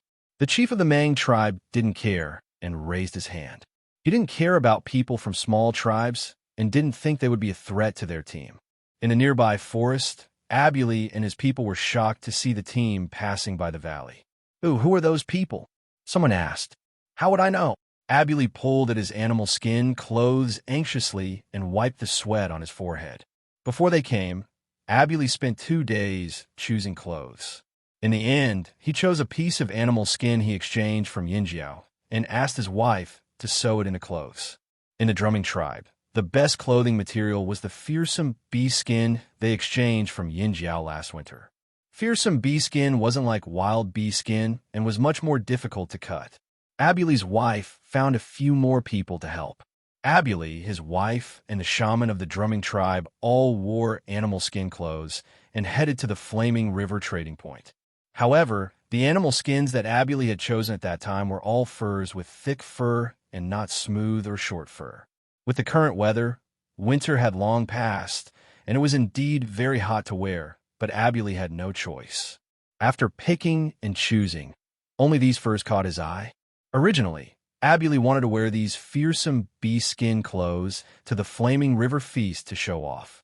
For what he knew, many tribes in this area had never seen fearsome bee skin before. But who would have thought that when they were heading towards the Flaming River trading point, they would see a group of people with luxurious equipment passing through the valley. The other party's attire and carriage were so much better than the drumming tribes. Their aura was also much stronger than the other tribes in the area. Compared to them, the drumming tribes' people were nothing. When they saw this team, they didn't even have the thought of robbing them. This must be the legendary powerful tribe from the central region, right? There is always someone better than you. The drumming tribe was still too narrow-minded. Abuli thought about it and took out a vine-woven bag from his back. He opened it layer by layer and took out a few crystal necklaces. He put them all on his neck. These were the backup necklaces he brought with him when he left the tribe. He wanted to give them away as gifts and pretend to be rich, but now it seemed like he should wear them first to boost his courage. This is much better. Abuli looked at the sparkling crystal necklaces and nodded in satisfaction. His confidence had increased by a few levels. The Mang tribe and Eight Limbs tribe, who were hurrying on their journey, didn't know how traumatized the people who were spying on them were. Night gradually fell, and the team found a place to rest. Beside the fire, the chief of the Mang tribe took out the map on the back of the invitation letter. He looked at the 2 moons drawn on the top of the map. That was the time of the feast given by Yin Jiao. He looked at the size of the 2 moons and gestured between them. Then he looked up at the sky. The shape of the 2 moons in the night sky was similar to the one drawn on the map. We can make it. This was the conclusion of the Mang tribe's chief. We should be able to reach the Flaming River trading point tomorrow, Huang Yi said. Based on the rough terrain, the distribution of the mountains, and the position of the river, they were very close to the destination marked on the map. They should be able to reach it before the time given by Yin Jiao. I wonder what kind of food Yin Jiao prepared. Did they really prepare a lot of fearsome beast meat? Chu Su looked at the beast roasting over the fire and felt even hungrier. Who knows? A warrior from the Eight Limbs tribe yawned. They regretted coming with the team. Not only was the journey long, if Yin Jiao prepared some strange food, would they bite the bullet and eat it or not? They heard that the food in the remote areas was very strange. They wondered how the barbaric Yin Jiao would prepare it. Sai, why think so much? We'll know tomorrow. You're right. Under the night sky, the team gradually quieted down. There was only the crackling of the fire and the snoring of a few mounts. The next day, the team set off again. Just as Huang Yi and the rest expected, when it was close to noon, they saw a flat road that was obviously man-made. There was a stone tablet on the side of the road with the words Flaming River Trading Point written on it. There was an arrow below the words, pointing in the direction of the road. This is interesting, Chu Su said. Keep going. The chief of the Mang tribe pointed in front of them. There were people looking in their direction. They should be Yin Jiao people. The road was wide and sturdy. Even giant beasts could walk on it steadily. They walked along the road. Not long after, someone in the team suddenly exclaimed, "Look, what's that?" The people in the team looked forward. In their field of vision, there was a tall stone house in the distance, higher than the height of the forest. Because most of the trees in front of them were cut down, there were no obstacles. They could clearly see the gray-white building with its head sticking out. Not long after, a wall appeared in front of them. They didn't care about the wall made of stone, but the painting on the wall made all of them excited. It wasn't that the paintings were scary, but the style and color of the paintings were very eye-catching. The sudden appearance of colors in the green forest attracted a lot of attention. Unlike the walls in other places, Yin Jiao's wall was smoother. The protruding parts of the wall were shaved off and the depressions were filled in, so the wall became a good drawing board. The paintings on it were more detailed and had more variations. There were many people in the paintings on the outer walls. Due to the collective stylization of the tribal mindset, most of the paintings of the tribes had one thing in common. When drawing people, the shapes of the figures would omit the beauty of the individual, but at the same time, it would produce and strengthen the overall impact. This was especially obvious when the paintings were for outsiders. People from big tribes like the Mang tribe and the Eight Limbs tribe could be said to be experienced and knowledgeable. Ordinary paintings wouldn't surprise them so much, but the paintings on the wall in front of them gave them a different feeling. The dark brown paint painted the land, with some people lined up on it. Although the faces of the people in the paintings were basically the same due to the collective stylization, their clothes and weapons were slightly different. There were stone ropes, swords, spears, axes, and sticks, and some strange tools like broken knives, which they had never seen before. The posture of the people lined up on the painting was solemn. Set off by the flame-shaped streamline, there was a specific rhythm and rendering feeling. Because the wall was smoother, there were more places to display the painting skills. The lines of the paintings also changed from hard to soft to thick. Under the full color filling, it looked more vivid. Some of the paintings were decorated with rare golden paint to outline the lines or fill in the blanks. Among the plants in the paintings, there were some painted in gold and purple, but most people who saw them didn't recognize those plants. If it was in other tribes, the paintings with different thicknesses would look awkward and unnatural. But here, because of the combination of dots, lines, and surfaces, there was more beauty. In the smooth and delicate painting, it didn't lose the wildness of the tribal style. Those were only a few groups of paintings. There were more paintings behind. Between every two groups of paintings, there were some red flame-shaped decorative patterns. In the flames, there were obvious double horn patterns, and the flame patterns that connected the groups of paintings looked natural. The flame body spiral and arc were combined together, giving people a feeling of flow, and could be smoothly placed between each group of paintings. There are not only paintings of people, but also paintings of ferocious beasts. All kinds of ferocious beasts that had never been seen before were shown on the wall in the primitive tribal style. In addition to the combination of lines and decorative patterns, the impact of colors, and the exaggerated transformation techniques, people who saw it couldn't help but feel a sense of fear the moment when they saw it at first sight.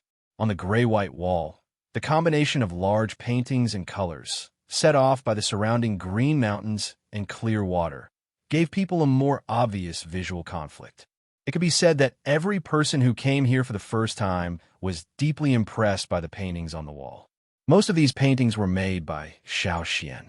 Of course, Xian could make more detailed and complex paintings and more vivid, but that would be beyond the acceptable range of this period. Here, the mainstream was this kind of primitive tribal style. If it was a little more than that, it would be called improvement and innovation.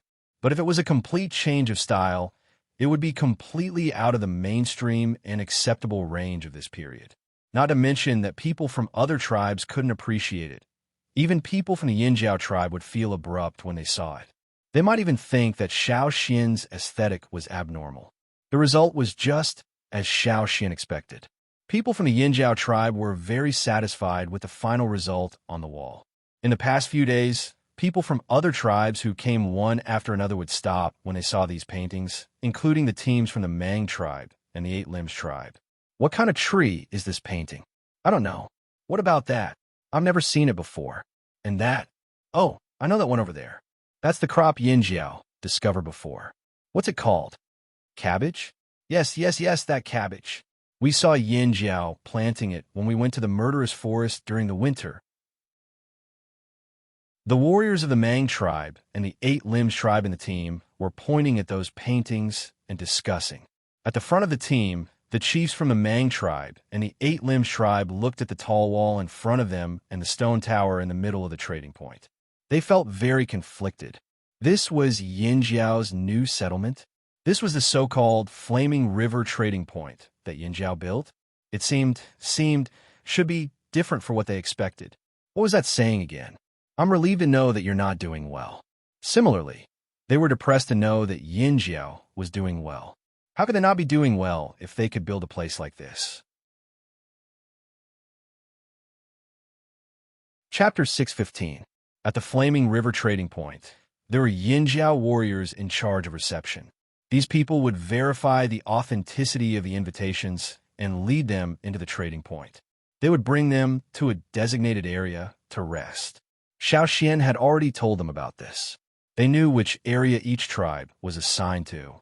Even if they couldn't remember, as long as they remembered the general location, they would be able to see the signs when they arrived. The person who led the Mang tribe and Eight Limbs tribe in was Cohen Tu, who was on duty today. He looked at the Mang tribe and Eight Limbs tribe and roughly estimated the number of people. Then, he led them into the trading point. Because there were more teams arriving, the number of guards increased. Those who weren't let in by the yin jiao and didn't have invitations would be killed by the guards if they tried to force their way in. At times like this, the yin jiao people wouldn't show any mercy. When they were outside the trading point, the Mang tribe and Eight Limbs tribe could already hear the sounds of people inside the trading point and smell the aroma of food wafting out. Before them, many people who were invited had already arrived. At the entrance of the trading point, if you walked in a little, you would see two large stone trays by the side of the road. On the trays were some roasted food. When the Mang tribe and Eight Limbs tribe passed by, someone happened to be putting food on the trays. Freshly roasted food that was still steaming hot was piled on the trays. The aroma of the food wafted towards the incoming teams. The food on the trays in the trading point is all edible. You can take whatever you want, Kuan Tu explained. The Mang tribe and Eight Limbs tribe were hesitant. They hadn't eaten anything on the way here after rushing for so long. Now that they smelled the food, they were hungry too. The food they ate in the morning had already been digested. They could even hear their stomachs moving.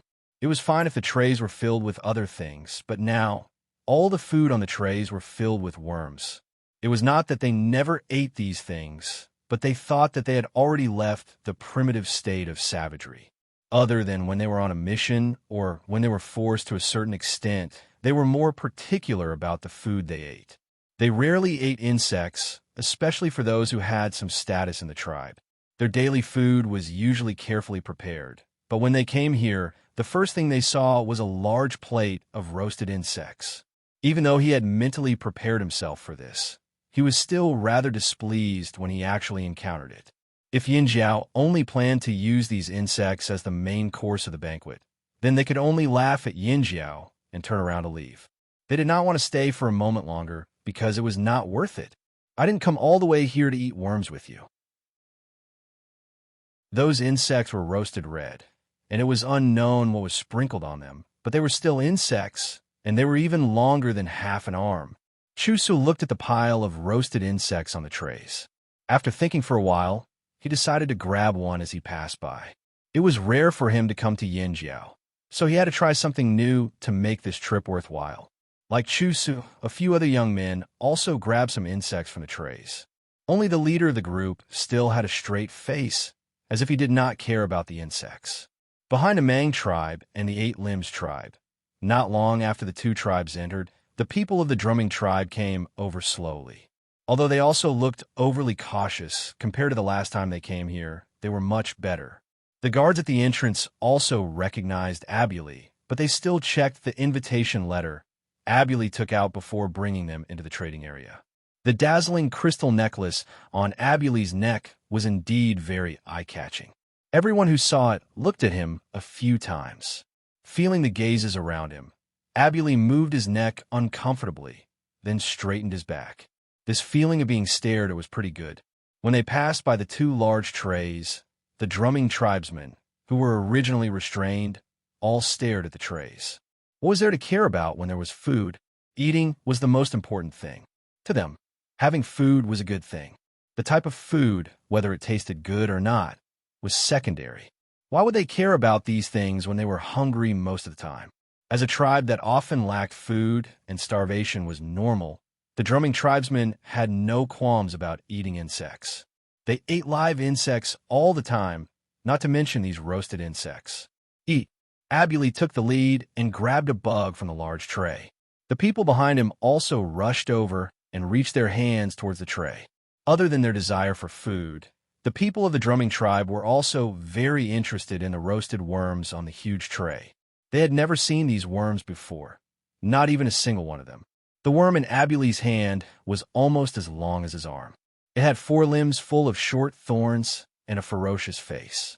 It opened its sharp jaws, and even after being roasted to a crisp, its terrifying appearance did not diminish much. However, this did not affect Abuli's appetite at all. The insect's strong hind legs could even be sucked out half of the liquid meat.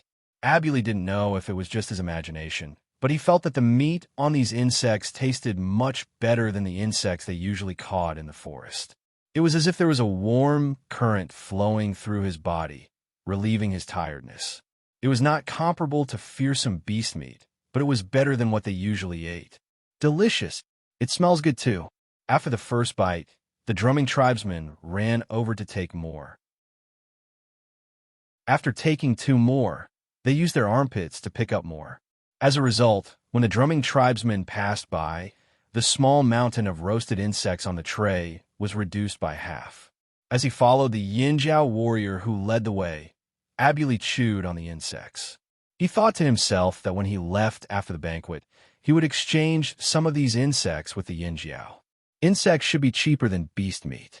He should be able to exchange a crystal of the same size for quite a few insects. The Yinjiao people were not stingy with these insects. In fact, these insects were all swatted down by the guards in the fields with giant fly swatters. After spring came and flowers bloomed, the flourishing crops in the fields attracted many flying insects. Especially recently, when the crops in the fields grew better, they attracted even more flying insects. Every day, the flying insects that were swatted down by the warriors could pile up into a small mountain. The green ducks were fattened up by the feeding, and recently, even the female ducks had started laying eggs. The Flaming Horn tribesmen had eaten these insects before, and they felt that it was a good dish. They wouldn't embarrass themselves if they sold them in the trading point. Xiao Xian even joked, this can be considered a seasonal dish. After eating one insect, Abuli looked around and realized that compared to the last time he was here, the trading point had changed quite a bit. The original wooden buildings had been replaced with stone houses, and they looked sturdier and taller. Many of the houses had been painted with colors, and the stone tablets by the roadside were carved into the shape of ferocious beasts. They stood there, adding a sense of fierceness to the trading point. The Ji tribe was arranged to be near other smaller tribes in the Little Flaming River area. They were slightly further away from the center of the trading point. Even if they were arranged to be near the center of the trading point, they would not be willing. The place was filled with more powerful tribes, and they would feel uncomfortable there. Just like the fire seed, they would not be able to sit or stand still.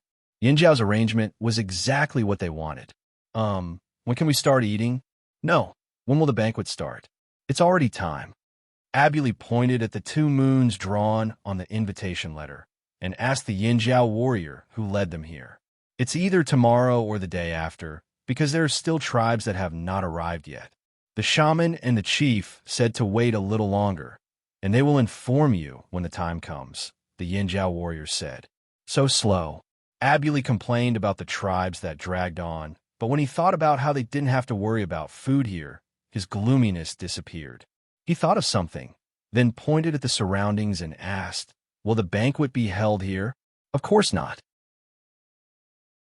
The Yinjiao warrior who led them here grinned, then pointed at the center of the trading point. The banquet will be held at the Flaming River Castle. Abuli looked over from the window. The tall stone building they saw outside the trading point should be the so-called Flaming River Castle. It wasn't finished last winter, and now it was complete. He estimated the size of the Flaming River Castle in his mind and realized that it was about the same size as the Ji tribe's place. He was too nervous the last time he came here, so he didn't take a closer look. Now that he thought about it, he realized this fact. On the roof of the tallest building in the Flaming River Castle, there was a huge flag with 2 flaming horns on it. The flag fluttered in the wind. Chapter 6:16. The banquet didn't make the people who had already arrived wait for long. Due to the communication barrier, they couldn't tell if the tribes who were invited didn't come on time because they didn't want to come or because of other reasons. The banquet wouldn't be delayed because of these reasons. Regardless of whether other people would complain, the Yinjiao people wouldn't treat themselves as fools either. There were so many people who came, and in order to make this banquet a success, a lot of the food in the trading point was free. Therefore, the amount of food consumed every day was huge. Yinjiao wanted to hold a banquet similar to a show-off banquet to show off their wealth, but they didn't want to be like those people who overestimated themselves and insisted on holding show-off banquet. They ate until they were poor. Therefore, a day later, the specific time and location of the banquet were announced. The Longboat tribe's fleet finally arrived the night before the banquet. Their fleet encountered some trouble along the way. There were some obstacles in the river, so they arrived later than expected. Luckily, they made it in time.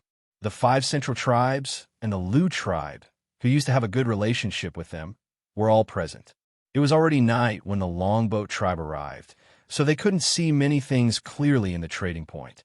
It wasn't until the next morning when they walked out of the house that the Flaming Horn tribe had arranged for them and saw everything around them that they took a deep breath. This is the trading point.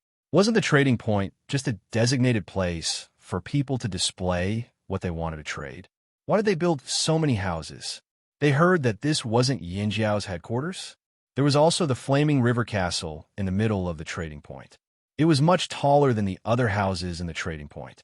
The longboat tribe saw it last night, but because they didn't get close, they didn't see the full view of the castle.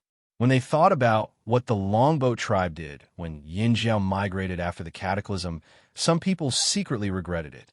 Maybe they should have taken the initiative to help Yinjiao instead of taking the opportunity to negotiate.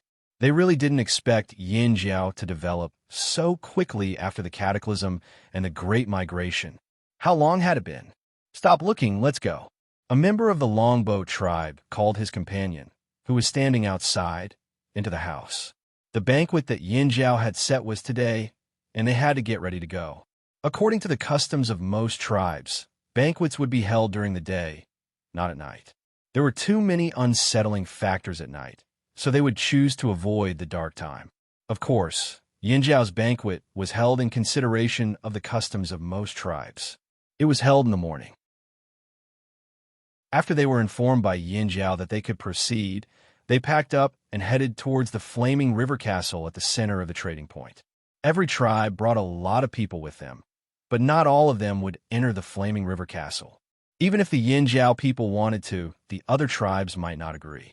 After all, they didn't fully trust the Yinjiao people, so they had to be cautious. They left a group of people to go in and another group to observe the situation at the trading point outside the Flaming River Castle. In fact, they also left people outside the trading point. If there was any movement outside the trading point, they would send out a signal. Groups of people came out of the houses one by one. Even if they met people from other tribes who were familiar with each other or had old grudges with each other, no one was in the mood to talk. They were all looking in the direction of the Flaming River Castle, thinking about what might happen next. There were a few entrances to the trading point, but there was only one entrance to the Flaming River Castle. All the tribes that were invited could only enter through the Flaming River Castle's only entrance. The entrance to the Flaming River Castle was a huge square, slightly longer horizontally, and more than 20 meters tall. Even the Cha-Cha tribe could easily walk through this entrance. There was a huge stone sculpture protruding from the top of the door. It was in the shape of 2 horns, just like the Yinjiao totem. On each of the 4 corners of the door, there was a huge curved, cone-shaped fong. It was much bigger than the 2 that Xiao Xian gave to the Feng tribe. If the top and bottom teeth were arranged in a vertical line, they would exceed the height of the door. The lower pair of teeth protruded slightly outwards, so the tips of the upper and lower pair of teeth could be separated. This solved the problem of the beast's teeth being too long, and the combination made the door more three-dimensional. It made the door look like the mouth of a giant beast, waiting for people to walk in by themselves. Yang Guang shone as light on the door. The 4 huge fangs reflected a dazzling light, making people who saw them panic. They felt as if the 4 huge beast fangs would close at any moment and tear them apart. Although the people from the big tribes were shocked, at least they had seen the world and encountered giant beasts before. Even if those giant beasts were not as big as the owner of these 4 fangs, their past experiences allowed them to not lose their composure. At least on the surface, they still looked calm. However, the people from the smaller tribes who had never been in close contact with giant beasts felt their legs tremble. They kept shouting in shock. "My ancestors are those fangs? Are they real beast fangs? They're real. I just touched them. I swear to the totem that they're real." The person who spoke trembled, shaking off the cold air that came from his body. It was as if the beast fang's murderous aura was still stuck to his hands. How did they get such huge fangs? If I met a giant beast like this, I would have run away. Then you wouldn't need to run away. You might have been trampled to death or scared to death before you could run away. When Abuli brought the drumming tribesmen in and saw all these, his appetite was temporarily forgotten. His 2 feet seemed to have knocked against each other, and he almost fell down. Luckily, Abuli reacted quickly and did not embarrass himself here.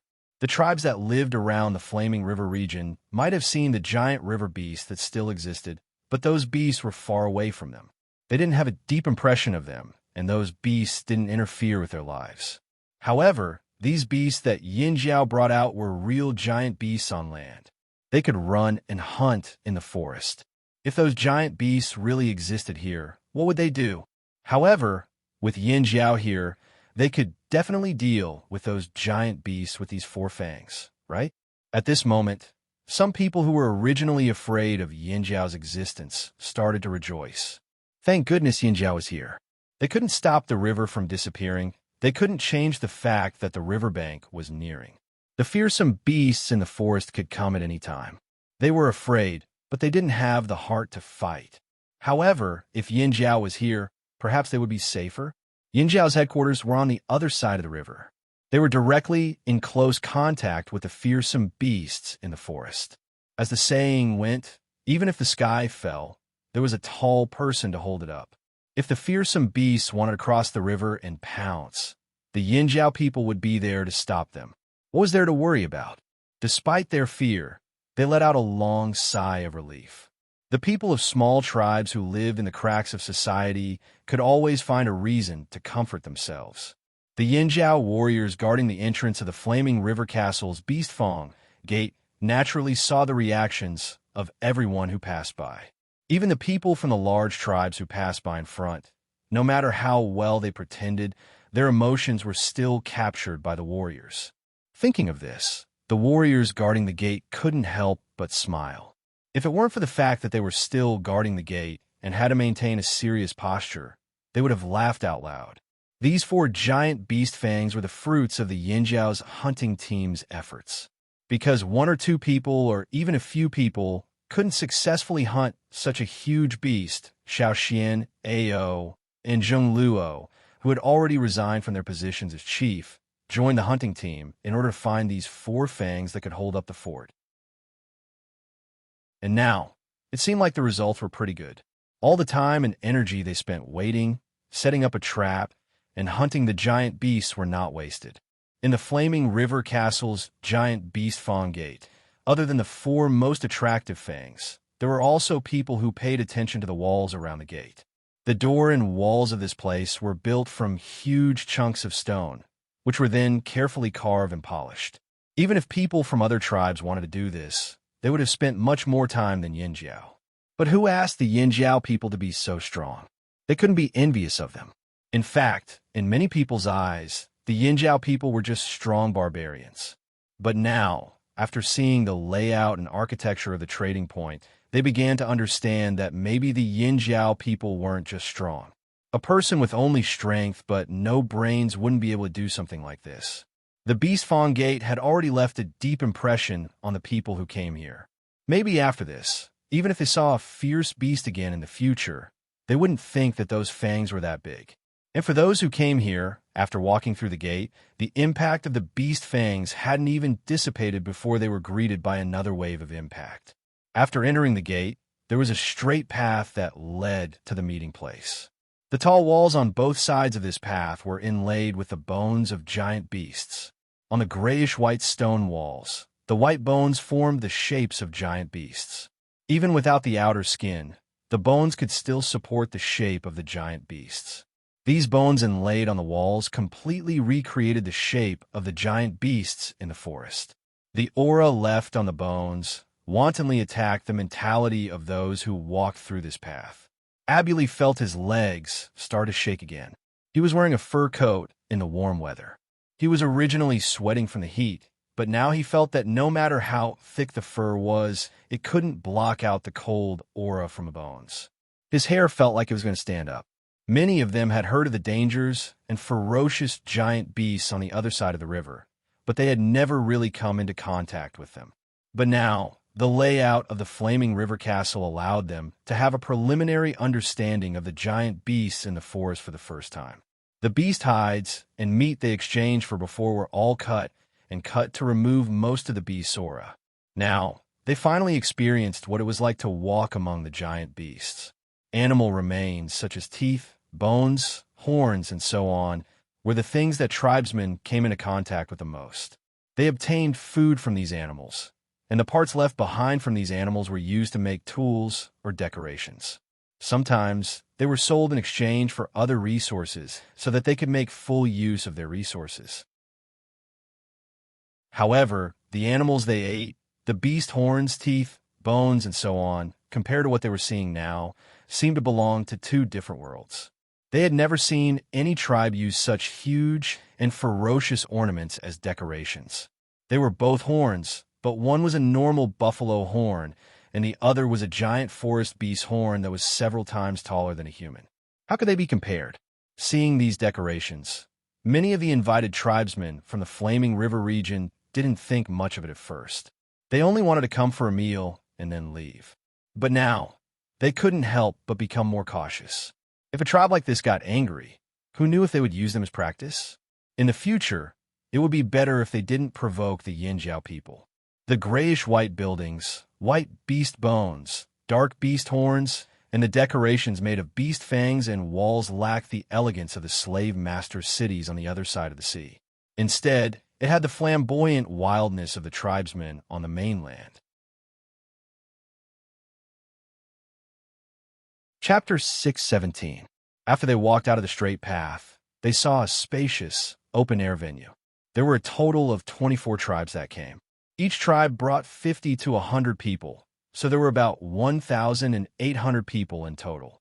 Including the Yinjiao people, there were more than 2,000 people in the venue right now.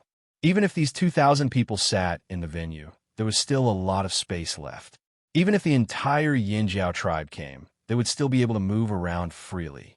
There was a circle of tall stone houses built around the venue. The walls of the houses were also inlaid with beast bones, adding a fierce atmosphere to the venue. Facing the Flaming River Castle's Beast Gate was the tallest building in the castle, the Flaming River Tower. In the open space in front of the Flaming River Tower, there were 7 wide chairs made of beast bones. These 7 chairs were made from the same beast bones as the 4 fangs in front of the Flaming River Castle's Beast Gate. The white bones were carved into the chairs with patterns, and there was even a thick layer of beast skin on top of them. There were several V patterns on the beast skin, and the people sitting on the chairs would be able to sit right in the middle of the V pattern. Those were the seats for the chief, shaman, and elders of Yinjiao. The 7 chairs were arranged in a straight line, and the one in the middle was the seat of the current chief, Gigu. As the head elder, Xiao Xian's seat was right next to Gigu's. He and Gue Zhe sat on either side of Gigu. It was the first time Gue Zhe had attended a banquet like this in front of so many outsiders, so he couldn't help but feel a little nervous. However, in order not to embarrass himself, Gue Zhe's expression was calm. He had a slight smile on his face and looked very relaxed, just like the old shaman years ago. No matter what he was thinking, at least he could put on a front so that no one would be able to see through it. He had to be more careful in front of outsiders. When everyone had arrived, Gigu stood up and took 2 steps forward, revealing 2 strong arms that swayed slowly with each step. His steps were steady, and every step he took carried an undisguised, fierce aura. As the current leader of Yinjiao, he had to put on an imposing front. Today is the first grand banquet of the Yinjiao tribe's Flaming River Trading Point. It is also a true beginning. After today, the Flaming River Trading Point would be officially opened. No matter if it was a tribe from the Flaming River region or a team from afar, they could all come here to trade. The Flaming River Trading Point has the best beast hides, the best fearsome beast meat, and even some rare herbs. Those who are interested in trading here in the long term can discuss this with the Yinjiao tribe after the banquet. Elder Zhengluo is in charge of the Flaming River Trading Point. As he spoke, Zhengluo stood up from his seat and scanned the crowd. I am Zhengluo. I am in charge of the Flaming River Trading Point. Those who had more contact with Yinjiao wondered when Yinjiao had a new leader. On the other hand, those who were invited to the Flaming River region only glanced at Zheng Luo briefly before looking around, wondering when they could start eating. They could already smell the tempting aroma. Zhengluo didn't mind these people's attitudes. There were many things that couldn't be achieved with words. Actions had to be taken. Even if these people didn't care now, they would still fight to find him in the future. After showing his face, Zheng Luo returned to his seat. His most impressive introduction had yet to come. Gui didn't say much. He knew that some of the people who came were here to watch the show, and some were here to eat and drink. They had no intention of listening to him. However, it didn't matter. There would be times when these people would listen carefully. Gigu briefly introduced the flaming river trading point. When he saw Xiao Xian looking at him, he clapped his hands. The Flaming River Grand Banquet officially begins. Thump, thump, thump, thump, thump, thump, thump thundered rhythmically. The sound waves blasted through the crowd as if they were about to explode. Some of the weaker people showed signs of discomfort. Their eardrums hurt from the vibrations. The stone cups on the table trembled with the sound of the drums. The bottom of the cups clashed against the stone table, making a cracking sound. Crack! The two exquisite porcelain cups on Gigu's table cracked and shattered into pieces. The cups and bowls placed on the other tables were all made of stone. None of them were made of pottery. When they first sat down, they noticed this. Some people thought that the Flaming Horn tribe was just SOSO. In some people's eyes, exquisite pottery was more valuable than stone tools. It better reflected the tribe's superb craftsmanship. Some people even thought that Yinjiao was just SOSO. How stingy. But now, when they saw Gigu's broken pottery, they finally understood why Yinjiao used stone tools instead of pottery. This was because the pottery was too fragile and could not withstand the impact of the drums. Now that they thought about it, the crowd understood. It wasn't that Yinjiao couldn't produce pottery. It was just that stone tools were stronger. Moreover, after careful observation, they found that the stones Yinjiao used to make the wine vessels were of medium quality and above. Of course, they wouldn't be so easily broken. Experienced people could tell the quality of the stone wine vessels at first glance. They could also use a stone to make a wine cup. But Yinjiao used so many good stones to make wine vessels. Other than a few well-known large tribes, other tribes might not have such generosity. Gigu seemed to not care.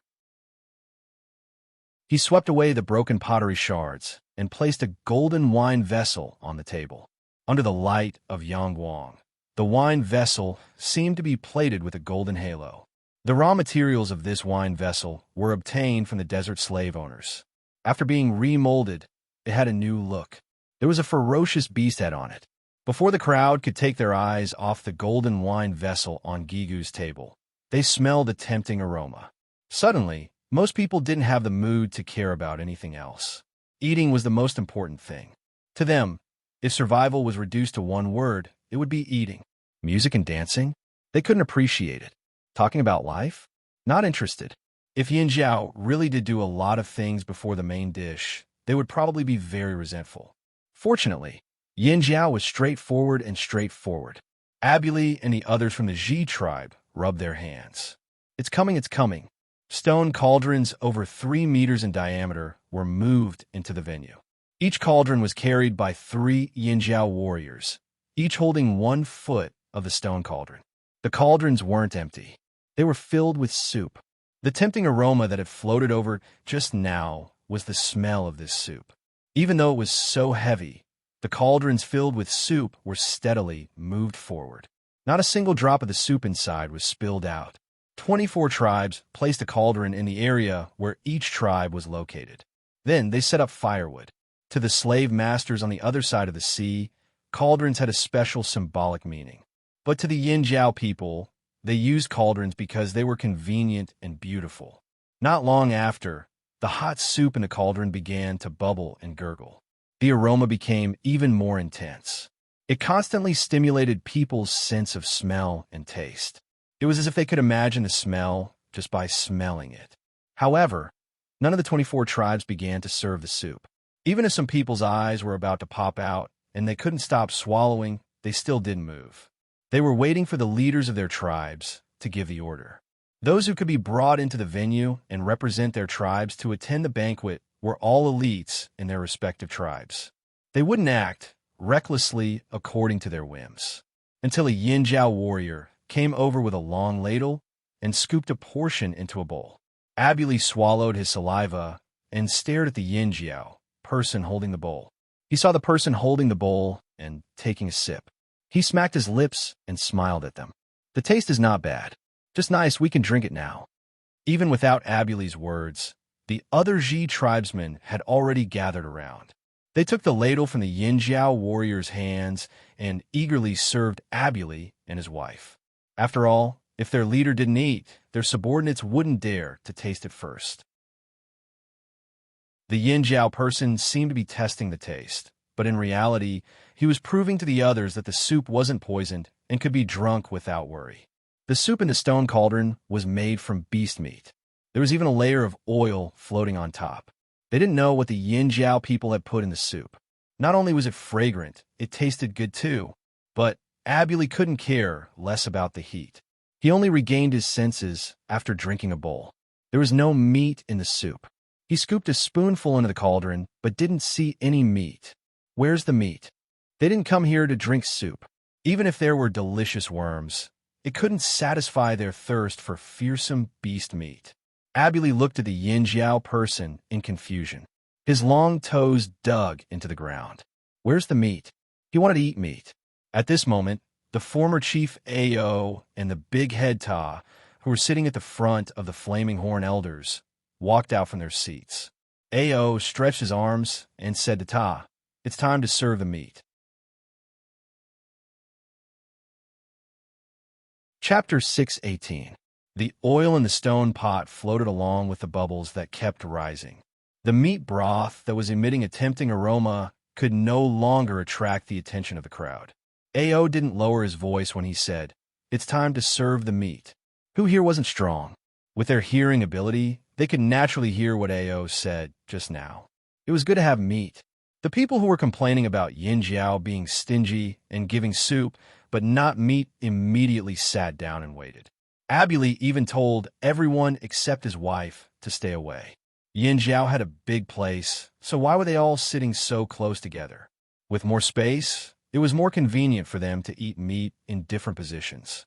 When they were full, they could stand up and continue eating. As Ao and Ta walked out, a stronger meat aroma wafted into the hall. The Flaming Horn warriors carried large stone plates as they walked into the field. Each plate had a whole cooked fearsome beast on it. These fearsome beasts were still taller than humans, even when they were lying on the ground. Now that they were cooked, they still looked like a big lump on the plate.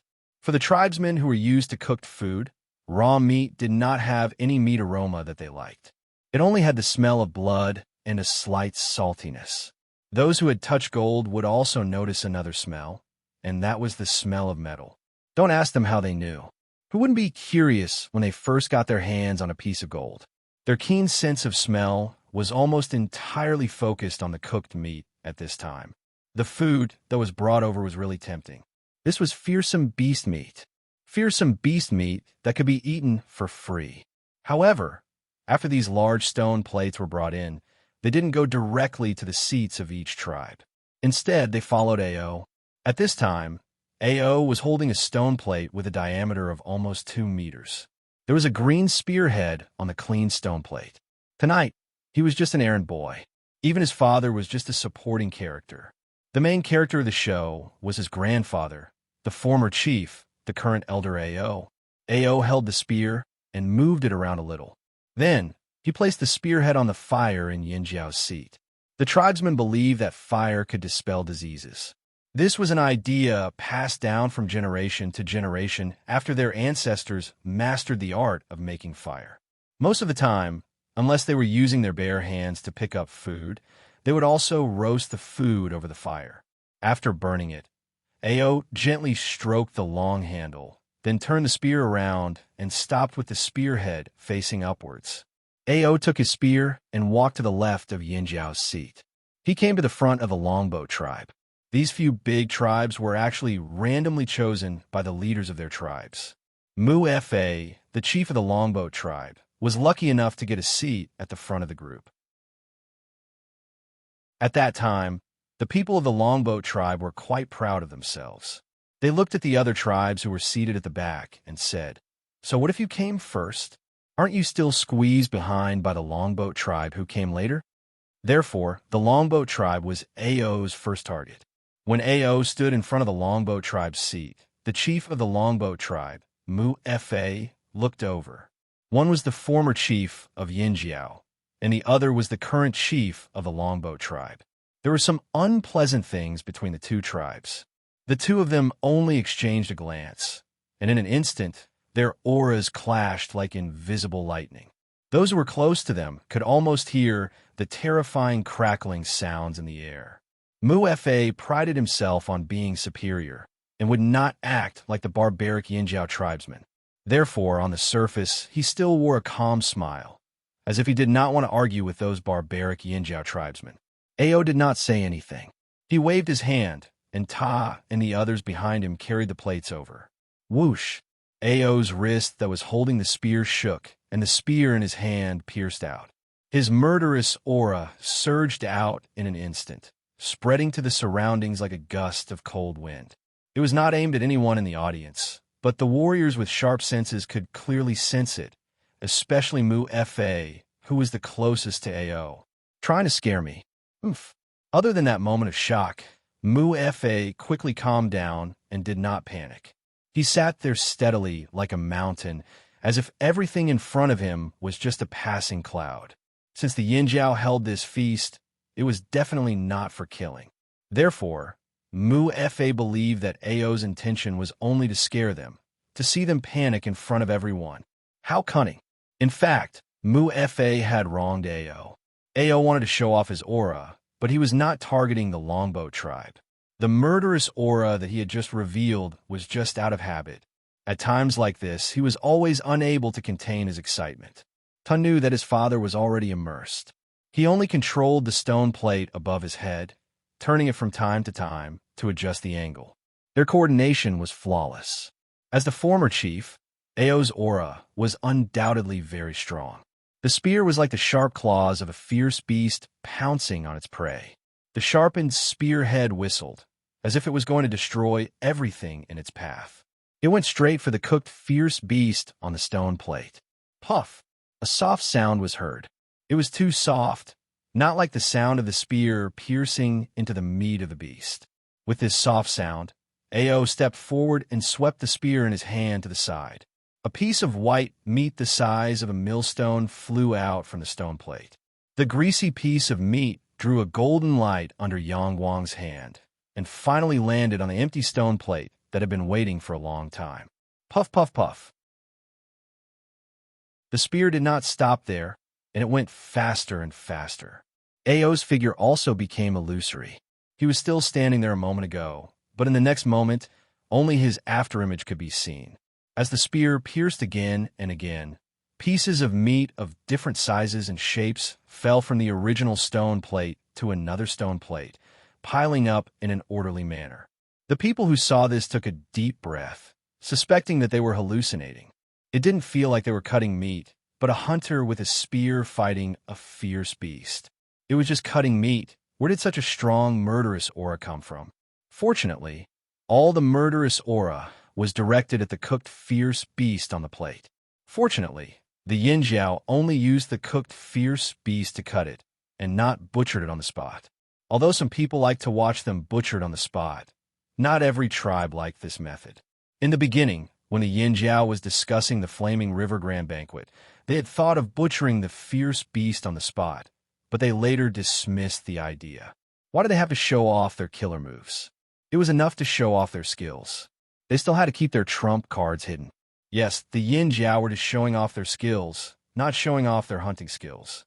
They would be idiots if they revealed all their hunting techniques. There were many capable foreign tribesmen out there. If they learned all of their techniques, the Flaming Horns would be devastated. These were skills that had been accumulated through countless generations of Yinjiao experience and countless actual hunts. Why would they show off their skills to others? Tribesmen were very sensitive to the protection of their skills. When faced with a live, fierce beast, they couldn't help but use their killer moves, but cooked meat was different. They would only show off their skills and not show off their true killer moves. This was just a game they had played before, and now they were playing it again. In front of the longboat tribe, Ao was showing off his skills more and more. His hands moved faster, and the aura around him grew stronger. Even the tribes further away could feel his murderous aura, much less the longboat tribe. The faces of the longboat tribesmen kept twitching. Even if Ao's murderous aura wasn't directed at them, they could still feel the murderous aura emanating from him. This made them feel a chill down their spines, and goosebumps appeared all over their bodies. Some people wanted to divert their attention so that they would not be affected by Ao's actions. However, when they looked at the other stone plate, they realized that the meat that was cut off was basically a whole piece of muscle. The wide muscles were cut off in large chunks, and so were the long and tight muscles. Even the most difficult part, the rope-like tendons, were cut off neatly, almost touching the bone. They tried their best to keep the whole muscle intact. The faces of those who saw this scene twitched even more violently. As expected, the Yin Jiao people were showing off their skills. They weren't just cutting the meat, they were removing the meat. Cutting meat was easy, but removing the meat was difficult. If they didn't understand the beast well, how could they remove the meat intact? While many people's attention was attracted by the pieces of meat that were completely removed, the chief of the longboat tribe, Mu Fa, had a flash of doubt in his mind. The spearhead on that spear was strange. The sound of the pieces of meat falling onto the stone plate, like raindrops, finally came to a stop. At this time, only a clean skeleton was left on the stone plate that originally held the meat. On the other stone plate, the pieces of almost complete muscle that had been removed were stacked on top of it. And the others placed the stone plate next to the longboat tribe's seats. That empty space was specially set aside for the stone plate. It was finally over. The sound of collective sighs of relief could be heard. Damn, it was just removing the meat. Was there a need to remove it in such a thrilling manner? I'm getting goosebumps just looking at it. Don't think that I can't see your pride just because you put on a serious face. The Yin Jiao people were just showing off, right? Wasn't that right? Showing off that you've eaten fearsome beasts so often that you're familiar with every piece of meat? Or are you trying to show off your spear skills? Fine, even though they were complaining, they were actually quite shocked. Especially when Ao was removing the meat. Some people held their breaths as if they were watching a hunt with their own eyes. And his proficiency in removing the meat. If he didn't eat fearsome beast meat often, how could he be so skilled? Eating fearsome beast meat often. How envious. Maybe this was the right way to eat fearsome beast meat? Ao glanced at the longboat tribe members whose expressions kept changing. He waved his hand behind him and said, "Next." Ao was very satisfied with his performance at such a grand feast. His serious face twitched, and the corners of his mouth couldn't help but curl up. Showing off at the Flaming River Grand Feast was Ao's idea. Wasn't there supposed to be meat at the feast? I'll give you the meat. I won't be stingy at all. It's a feast to show off. If I'm stingy, I'll be a disgrace to the tribe. I have to be generous. It's just that his method was a little rough. As for why Ao had such skills, who didn't have a stupid past? When Ao was still a child, the Yin Jiao tribe was still trapped on the other side of the river and isolated from the rest of the world. The tribesmen didn't have much entertainment. They either practiced basic hunting techniques, learned how to make stone tools, or chatted with a bunch of kids. Ao wasn't interested in those things. His favorite and most anticipated activity every day was to cut the big pieces of beast meat that he made after cooking the meat soup at home into small pieces. If the prey he brought back was small and could be thrown into the pot whole, he would dissect the meat whole. After Ao awakened his totemic power, this activity became more frequent. Because he had more strength after his awakening, it was easier to cut the meat. After he got tired of it, Ao started to increase the difficulty. At first, he cut the meat into pieces, then he cut the meat into pieces, then he cut the meat into whole muscles. This was how he developed his skills during his boredom. Most of the ferocious beasts that were active in the forest didn't have much fat, especially the swift and fierce beasts. Their muscles were tight, and after boiling, they could tear off pieces of meat. Ao liked to peel off the meat piece by piece, and the tool he needed was just an ordinary spear. This was Ao's hobby. He also liked to show off his skills in front of others. In the entire Yinjiao tribe, there might be people who had the same hobby, but no one was better at cutting meat than him. Therefore, whenever a large number of people gathered together, Ao would demonstrate this skill of his. And the Flaming River Grand Feast was undoubtedly another platform for him to show off his skills. He liked to see those people's sullen faces when they couldn't wait to stop but held back because of their pride. He could still show off 23 more times. How satisfying. The people from the smaller tribes at the end of the table saw Ao's actions and instantly became nervous. How would they feel when Ao walked over and cut the meat in front of them? Would they be scared out of their wits? Just thinking about it made them lose their appetite. They knew that Yinjiu meat wasn't that delicious. However, compared to the smaller tribes who were looking at Ao's cutting skills, the leaders of the larger tribes all looked at the spearhead in Ao's hand. A green spearhead? A gold weapon? Why would there be gold weapons of this color? They had also taken many gold weapons from the slave masters who escaped from the desert. There were dark gold, light gold, white, red, but none of them were completely green. Wasn't gold the most common color in their gold weapons? Because metal had always been treated as treasures and taken good care of, there were no signs of rust on them. Therefore, they had never seen any impure colors on metal. At this moment, seeing the green spearhead on the spear in Ao's hand, everyone couldn't help but ponder, especially the Longboat tribe chief Muefe, who was closest to Ao and felt it the most. Even though Ao had already left with Tower, his ears still echoed in that moment. When Ao waved his spear, the sound of the spearhead slicing through the air echoed in his ears. It was shocking. That was the sound of a gold weapon, but it was different from the ones in their hands. Was Yinjiao only showing their ability to hunt fearsome beasts? Chapter 619. Ao walked around and served the first round of meat dishes. However, at this time, not everyone in the tribe could carelessly eat without any psychological burden. The bigger the tribe, the more things they had to think about. As for those tribes whose only goal was to eat, they quickly recovered from their days. They directly used their hands to grab the pieces of oily meat and started to chew on them. Some of them were in too much of a rush and choked. They quickly scooped out a bowl of soup from the big stone pot next to them and drank it. After drinking it, they slowly recovered and continued to eat. Thus, this was the scene on the field. Some of them were absent-minded. No one knew what they were thinking as they poked the meat in front of them with the small stone skewers next to them. The other group, on the other hand, had returned to their true colors of being gluttons. They were very engrossed in eating. Eating was their main purpose for coming here, and it was also one of their greatest pursuits in life. Ferocious beast meat was more chewy than ordinary beast meat. It was too hard for people who hadn't awakened their totem power, but it was just right for the stronger totem warriors. They felt that ordinary beast meat was too soft and tasteless. Of course, the reason why everyone liked fearsome beast meat was because it provided more energy. Exhausted energy could be quickly replenished, and the body could be adjusted more efficiently. For tribes who hadn't eaten fearsome beast meat for thousands of years, this was a heavenly delicacy. Of course, the first round of meat wasn't enough to fill their stomachs. They were all totemic warriors, so they ate more than normal people. Ao walked back with a smug smile. As soon as he sat down, Zheng Luo stood up, stretching his arms and neck.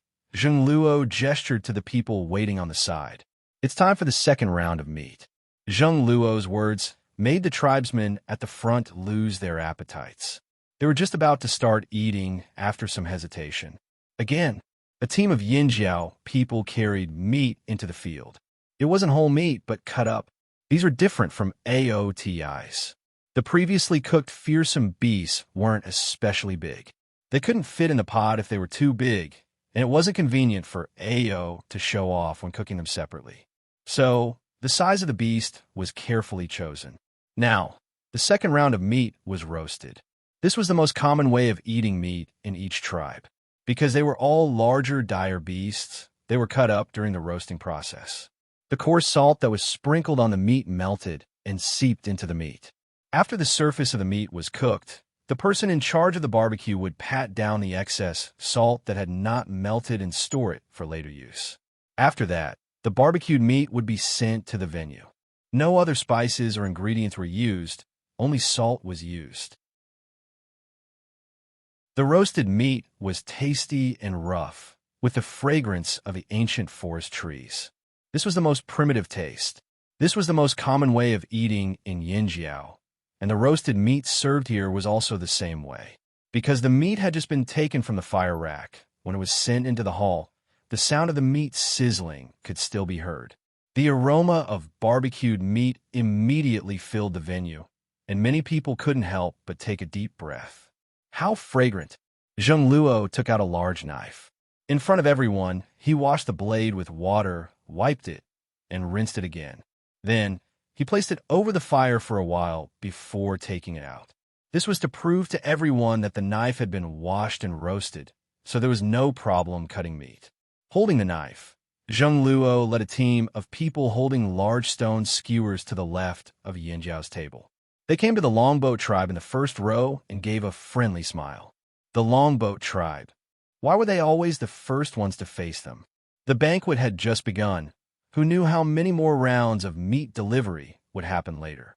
The Longboat tribe chief turned his head and looked at the Mang tribe chief behind them. Should we change seats? The Mang tribe chief looked up at the sky. The moon was beautiful tonight. Mu Fa looked at the Hui tribe on the right side of the flaming horn seat. They were also seated at the head of the table. The Hui tribe chief buried his head in distributing the meat to his tribesmen, looking very engrossed. He didn't even look at Mu Fa. What the F***CK? What kind of bad luck was this? They thought being in the first row would make them feel better, but they didn't expect to encounter such a situation. The Longboat tribe felt bitter. 2 warriors carried the 2 ends of the stone skewers and followed closely behind Zheng Luo. The Longboat tribe seemed to understand something when they saw the people holding the meat skewers and knives. Wait, Mu Fa had just opened his mouth when Zheng Luo moved. The blade drew a streak of green light in the air. In the blink of an eye, its momentum suddenly changed and turned into several shadows. Like a pack of wolves hunting for their prey, they attacked the piece of meat pierced through the stone drill from every angle with a fierce pressure. The seemingly tyrannical knife, momentum, stopped in time when it cut into the flesh. There was no sound of the knife cutting into the stone drill. There wasn't even the sound of the knife cutting into the bone. As the blade flashed, pieces of meat seemed to be lined up from the meat skewers, running towards the large stone plate in front of the Longboat tribe. Then they were neatly arranged. The large stone plate originally held the meat that Ao had cut off. It was now empty and could be used to hold the second round of barbecued meat. The thin and thick pieces of meat were lined up neatly with the texture of rocks. Zheng Luo's green blade danced like flowers in his hand. If it weren't for the fact that he told them not to be too ostentatious, Duo Kong would have stood up with his subordinates and applauded. When to cut straight, when to cut diagonally, when to cut horizontally, where to cut, where to slice, where to cut. Zheng Luo was very clear on these points. He couldn't compare to Ao when it came to cutting meat, but when it came to cutting meat, if he said he was second, no one would dare to say they were first. When Zheng Luo wasn't the chief, he was in charge of dividing the meat in the hunting team. He waved his large blade and took turns to cut the meat. Thin and thick pieces of meat, shredded meat of almost the same length and thickness, and small pieces of meat of similar sizes were neatly stacked on the stone plate. It looked quite three-dimensional and beautiful. The wind from the blade spread in all directions. The Longboat tribe's hair was blown up by the wind from time to time. Their hair was tied in braids. Braids. It wasn't a strand of hair. They were bragging so much. The airwaves that blew over also carried the chill of the blade's edge, causing the fine hairs on one's face to stand on end. One could not help but imagine what would happen if that blade were to cut one's own body. They couldn't help but shiver just thinking about it. They wanted to shout at Zheng Luo, "Don't be shy, just let me cut the meat." But for the sake of their pride, they endured. At a time like this, if they were to speak first, The flaming horn tribe would have the upper hand, and the other tribes would laugh at them. Endure. Zheng Luo, who was still waving his large blade, had no intention of stopping. He was very excited. Didn't you all forget about me? Didn't you all think about the meat? Fine, I'll give you the meat. At the same time, I'll give you all a chance to remember me. Who cut the meat for you? How it was cut? How it was cut? What it was like when it was cut? Remember it all. Everyone present couldn't help but think, Yinjiao meat really isn't that delicious.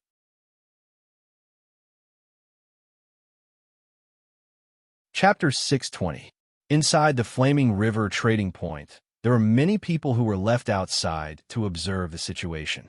They didn't enter the Flaming River Castle to participate in the feast. Although there was food given to them, it was obvious that the food they ate was different from the food inside the Flaming River Castle. The difference was definitely not small. Here, the raw and decomposed meat was distributed to them. They had to roast it themselves. Some of these people roasted the meat while the others observed from outside. After observing for so long, they didn't hear any other suspicious movements after hearing the thunderous drum sounds from the Flaming River Castle. They didn't hear any whistles from their chief, either. This meant that there was nothing unusual inside. What do you think is going on inside the Flaming River Castle? Were they eating? The sentry asked his companion beside him in boredom. Who knows? We're unlucky to be left here. Otherwise, I would have gone in too. Did you smell the aroma over there? It's obviously different from ours. The person who spoke couldn't help but gulp. He looked at the Flaming River Castle with envy. Sigh. Hey, look over there. Yinjiao is transporting food over there again. The people who were watching all looked at the wide road in the Flaming River Trading Point that led to the Flaming River Castle. Many fearsome beasts were pulling carts. However, this time, there was no smell of meat inside. The carts were also covered with cloth, so they couldn't see what was inside. Only when the carts swayed slightly could they hear the soft clanking sounds from inside. It sounded like the clanking of pottery. Yinjiao's fearsome beasts were assigned tasks today.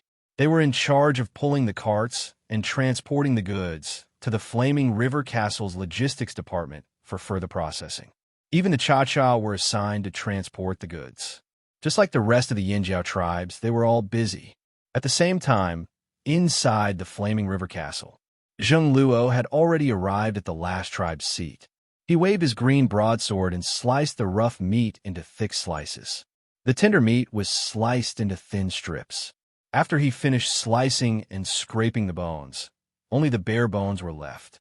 The stone plate beside him was already filled with slices, chunks, and strands of meat. Whoosh! The green broadsword slashed through the air like an exploding firework. Then it merged back into one. He sheathed his broadsword and left. Zheng Luo went back to his seat and sat down.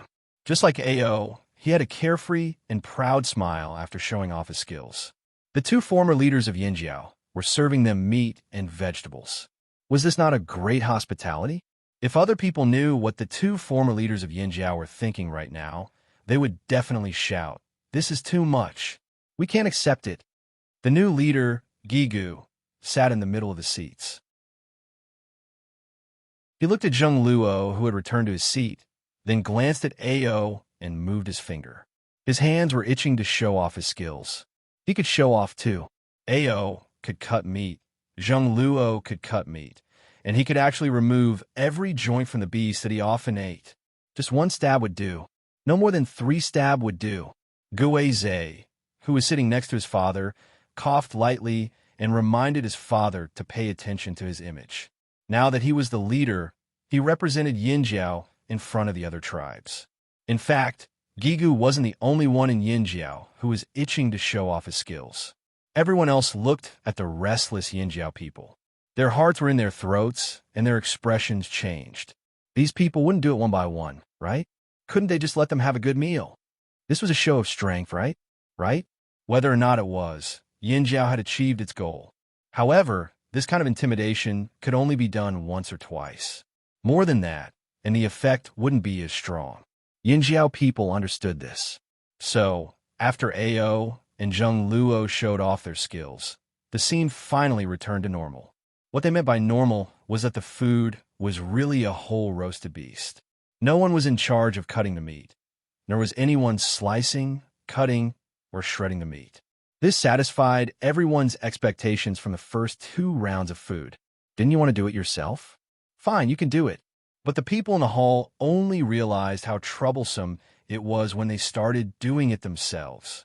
Even if the beast meat was cooked, it wasn't easy to cut it. Without understanding the structure of the beast, it was easy to cut the hard bones. The meat was fine, but they didn't want their knives. The bones of ferocious beasts were many times harder than those of ordinary wild beasts. Some of the bones of ferocious beasts were so hard that they could even make a dent in a saber made of medium to high-quality stone. Not everyone was rich enough to care about their own knives. Those who felt sorry for their own knives were much more careful when cutting the meat. They only cut the meat into small pieces. It was completely different from Ao and Gue, his previous experience of cutting meat. Many people couldn't help but think, if I knew this would happen, I would have let the Yin Jiao people continue. Forget it, I'll cut it myself. Thinking back to when Ao and Zheng Luo cut the meat, they felt a chill run down their spines. It was better to cut the meat slowly themselves. After 3 rounds of meat were served, the hungry people's stomachs were filled. After all, there was a lot of fearsome beast meat in each round. Moreover, fearsome beast meat was more filling. Sometimes, eating a beast might not even be as good as eating a palm-sized piece of fearsome beast meat. Just as everyone was thinking about how to serve the 4th round of meat, a group of people entered the hall and delivered the 4th round of meat. At first glance, other than the fact that the 4th round of meat was cut, it didn't look much different from the 3rd round of meat. But on closer inspection, the meat in the 4th round wasn't whole, but cut into pieces.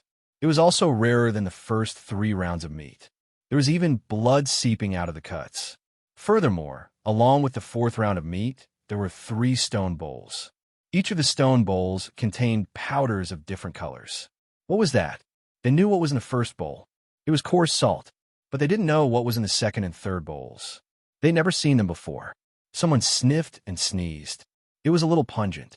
Their noses itched when they got close. What is this? Someone muttered in confusion. The Yinjiao people made it. It should be edible. Who cares? Eat. A tribal chief, sitting at the back of the table, directly cut off the roasted part of the meat with the knife he carried with him. He glanced at the meat and placed it in a stone bowl filled with red powder, dipped it in a layer of red powder, and stuffed it into his mouth. At the flaming horn's seat, Gue, he didn't even have time to speak before the self-taught warrior made a bold move. Everyone present also saw the scout over there. They didn't dare to eat recklessly. They wanted to see how the others reacted first. Soon, the scout's face froze. After he stopped chewing, his facial muscles twitched, and his expression became distorted. He turned his head and spat out the meat in his mouth. He jumped up and ran around in the open space next to him. He didn't know what to do. He opened his mouth wide, stuck out his tongue, and quickly fanned his mouth with his 2 big hands.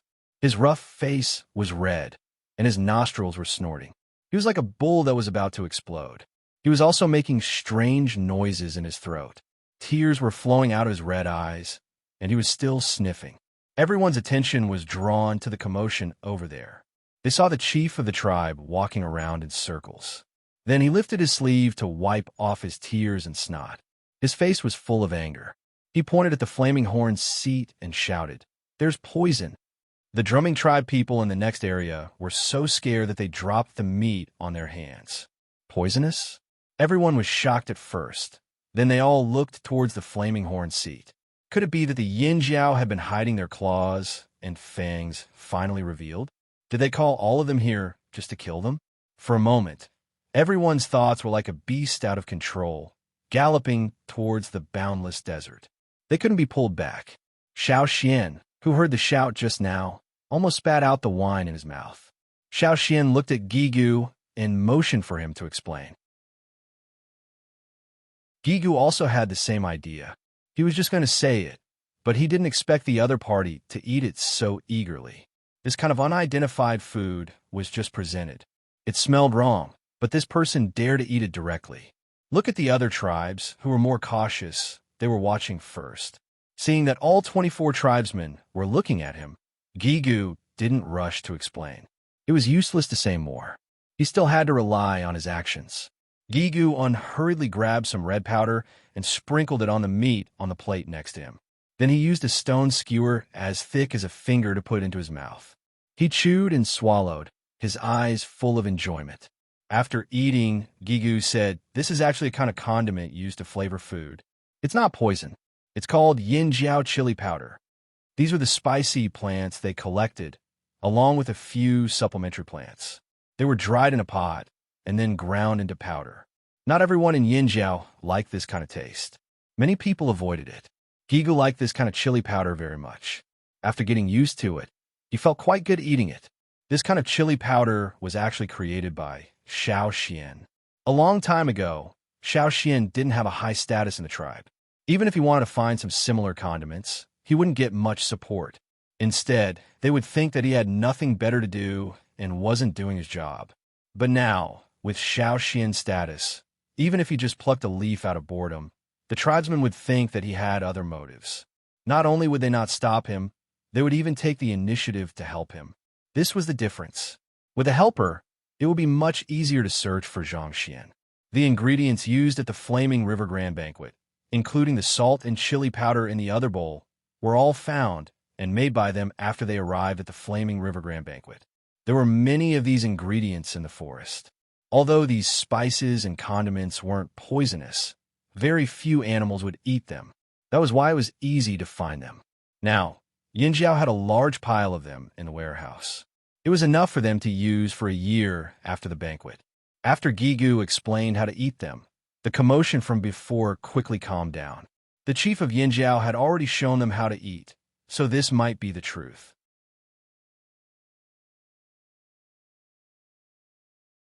Chapter 621. Now that the misunderstanding had been cleared, the chief who jumped out was thick-skinned enough to reply with an "oh" before calmly returning to his seat to continue eating. He didn't think his actions were shameful. Although it seemed reckless, he knew the problem. How could someone who could become a leader and lead the tribe to survive until now be an idiot who only had a head but not a brain? The reason why he ate so much chili powder so easily was because he was too engrossed in eating. It was rare to get a free meal, so of course he ate as much as he could. He didn't think that the 3 bowls were filled with poison. In his opinion, Yinjiao wouldn't do something like this. However, he didn't expect the chili powder to be so special that he couldn't control himself and jumped out.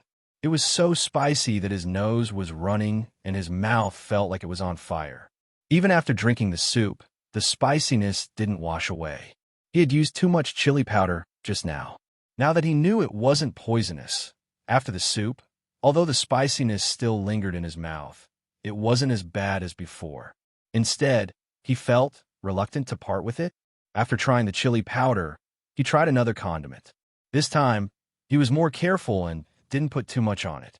After tasting it, it wasn't spicy at all. However, perhaps the chief was too excited by the chili powder, so he turned to the chili powder again. As he breathed in and out, he couldn't stop sniffing. His flushed face was covered in sweat. After getting used to it, it was quite enjoyable. He was addicted to the food and was so engrossed in it that even if a group of beauties came, they wouldn't attract his attention at all. Someone tried to persuade him, "Chief, don't eat spicy food. It's bad for your image." No, don't stop me. I want to put more on it. Other than the salt, there were also people who tried other condiments. Some liked it spicy, some didn't. The meat that was served wasn't fully cooked, so they were free to choose. They could cut off whatever they liked and sprinkle some powder on it before roasting it. Yinjiao did this not only to show off, but also to promote their food.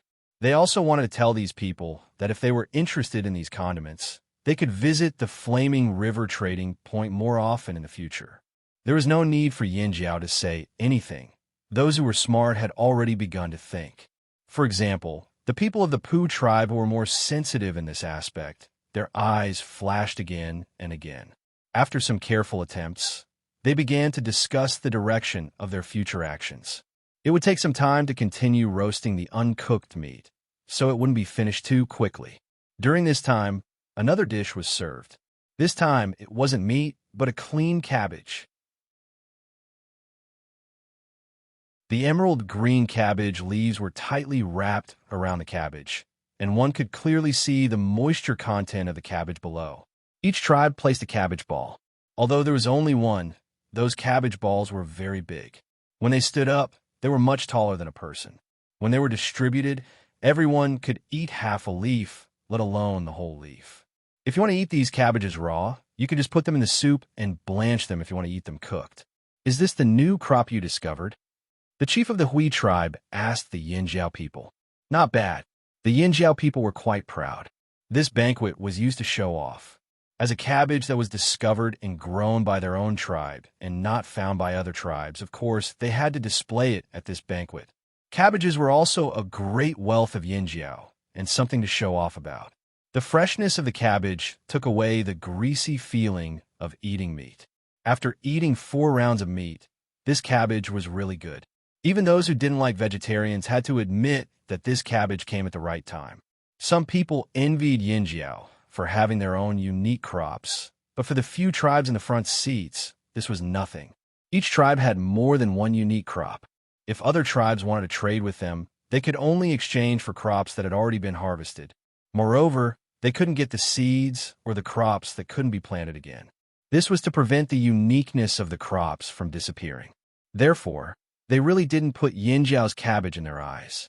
Yinjiao could only come up with this little trick, some people thought in their hearts.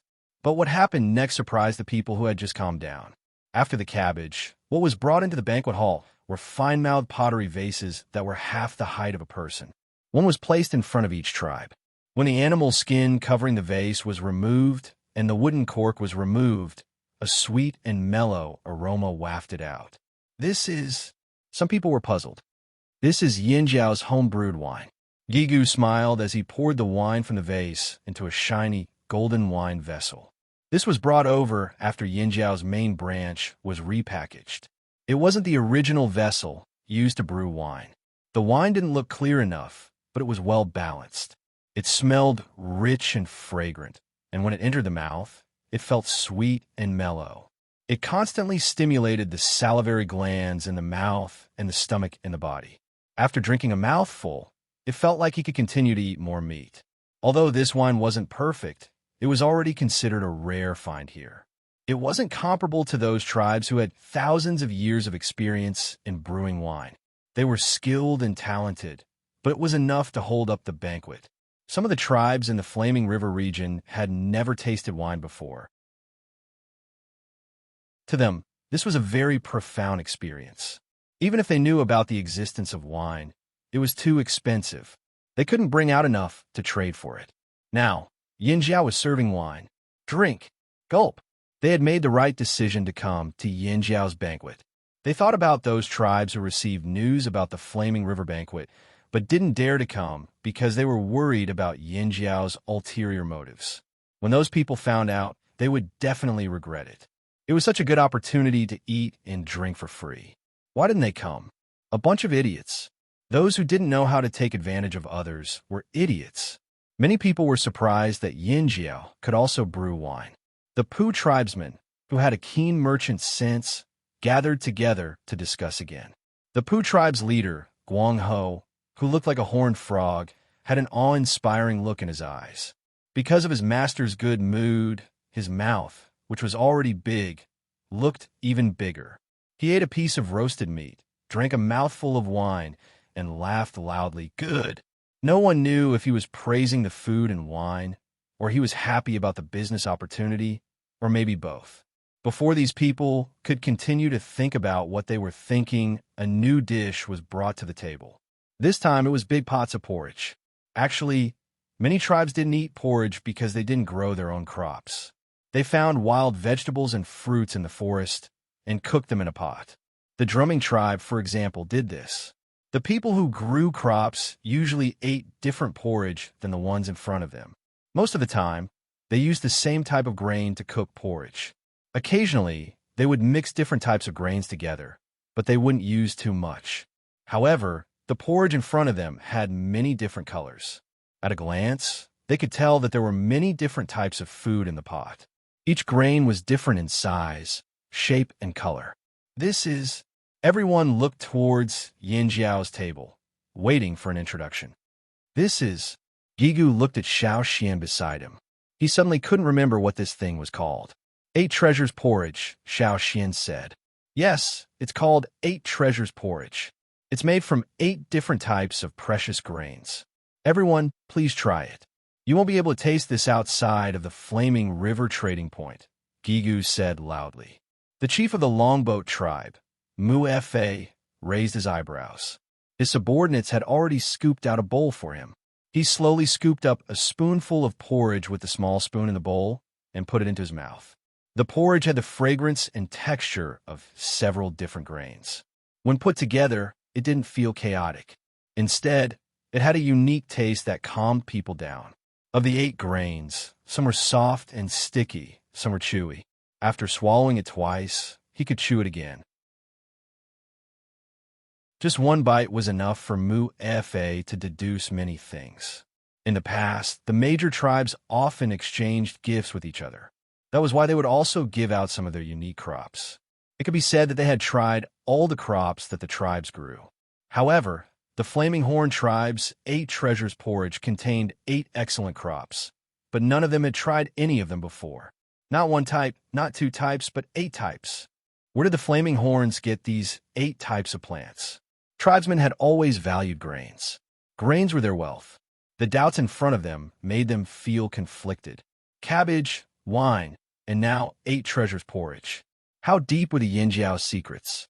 The Yinjiao people smiled in response to the puzzled looks from all sides. They quietly ate their porridge. The 8 types of grains were all grown from seeds brought over from the other side of the sea. Yinjiao people who were good at planting had put in a lot of effort into this. The 8 types of grains with the highest yields were also the ones with the strongest adaptability after being brought over. They produced the most, so after keeping some in the tribe, they could use them to add to the glory of the Flaming River Feast. As for the less produced ones, they were more precious and kept for their own people. The grains chosen by the Ji family were naturally much better than normal grains. Many generations of the Ji family had focused on this. Not to mention the newly discovered grains. Even the grains planted in their own fields had been improved for thousands of years. Naturally, the grains obtained were the best of the best. Normally, Yinjiao people would never bring out these things unless it was a special guest. A feast to show off one's wealth was to show off one's wealth. This term was both positive and negative. Different tribes had different meanings. Some people overestimated themselves and ended up in debt after bragging. Bragging once caused them to suffer for 3 years. They even got into a lot of trouble because they failed to show off and ended up in trouble instead. On the other hand, some people showed off based on their true strength.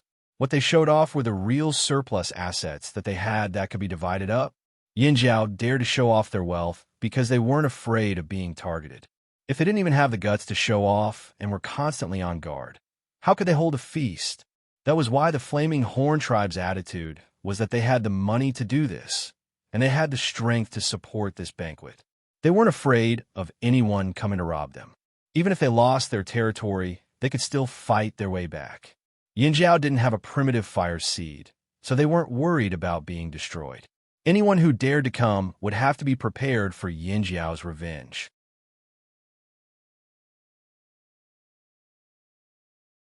Chapter 622. Needless to say, the things Yinjiao brought out were out of everyone's expectations. They thought that the tribes that were forced to migrate would have a harder life. But not only were they living well in their new place, they were even able to host such a lavish feast. They wondered how much more Yinjiao was hiding. In reality, Yinjiao was right. Most of the grains they brought out were harvested from the fearsome beast forest last year, before the cataclysm. Now, Yinjiao had a much larger plot of land. Other than the 8 types of grains that made up the 8 treasures porridge, there were also some newly planted grains that were also well adapted. It was just that they weren't ripe yet, so they couldn't be harvested. That was why they didn't bring it out for these people to eat. As for the 1,000-grain gold, dream on. That was for the Yinjiao people to eat. It was much more precious than the grains Jiju gave them. They didn't even have enough for their own people, so how could they bring it out for these foodies? Even if they were hiding something, Yinjiao was confident in what they brought out. They didn't feel embarrassed. Other than the well-known fearsome beasts and animal hides, The fact that they brought out food and porridge meant that they had arable land, seeds, and could grow high-quality crops. I don't need to say much about the quality of Yinjiao's crops. As long as you're not an idiot, you can tell. There's no need for us to prove it. There are seasonings and homebrewed wine. In the future, don't say that Yinjiao doesn't know anything. The Flaming River Trading Point would have both of these. Since the Flaming River Trading Point could provide so many things, and Yinjiao would guarantee the safety of the trading point, it was possible that the trading point would become more lively in the future. Especially in the Flaming River region, the tribes were still living a life of hunger and hunger. The existence of a trading point would allow them to make the most of what they brought out. Many people understood this, especially the drumming tribe. They had already tasted the benefits of the trading point. Looking at the situation now, there was still a lot of potential for growth. It would only get better in the future. It was good that Yinjiao didn't lack meat. As long as Yinjiao had a surplus of meat, they could trade for more food from Yinjiao. Although the grains they had eaten earlier were also very good, they still preferred the meat of the vicious beasts. Crystals of the same size could definitely be exchanged for more vicious beast meat than grains. Even though Yinjiao didn't directly state this point, Gigu could tell from how precious the porridge was. 8 treasures porridge, 8 treasures, 8 kinds of precious grains must be extremely difficult to grow. The people of the drumming tribe didn't have much talent in planting. Even if they dug up trees with strong vitality from the mountains, they could still plant them to death. This was why they always felt that planting was more difficult than hunting. The technical challenge was too great, and the things that were hard to obtain would be more precious. This was the reason why those grains were more expensive than the meat of vicious beasts. For the tribes that had not yet become well off and had been living below the poverty line, they could only exchange for ordinary grains. After the cabbage and 8 treasures porridge buffered them, the meat dishes were served again. Huge red roasted beast paws and claws were placed on a plate in front of each tribe. The sharp claws were still attached to the toe bones, so they had to be taken apart and eaten. Then the dumb bird eggs were served to the tribes one by one. Most of the tribes from the central region had eaten dumb bird eggs before. Some of the tribes on the border might have also eaten dumb bird eggs if they traveled to other trading areas. After all, the Lu tribe was quite famous for their beasts and dumb bird eggs. The people of the Lu tribe who were present couldn't be more familiar with these things. However, most of the time, when they ate stupid bird eggs, they would boil them or eat them raw. They would rarely add other seasonings. This was especially true for people who often traveled. It was already good enough that they could eat outside. Where would they find the time to do such troublesome things? At this moment, the dumb bird eggs served at the Flaming Horns banquet had been boiled, peeled off the shell, and cooked with spices and seasoning plants. After cooking, the dumb bird eggs had a light reddish-brown color.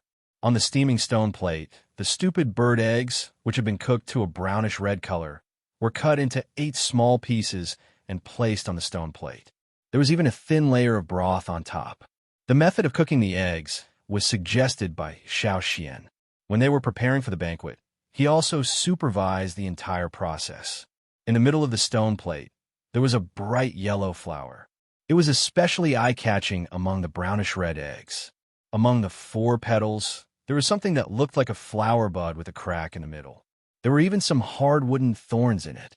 Xiao Xian was speechless. This wasn't his idea. Someone from the logistics department had learned the beauty of setting up a plate on their own without a teacher. Although the flowers smelled sweet, it was actually a carnivorous plant in the forest.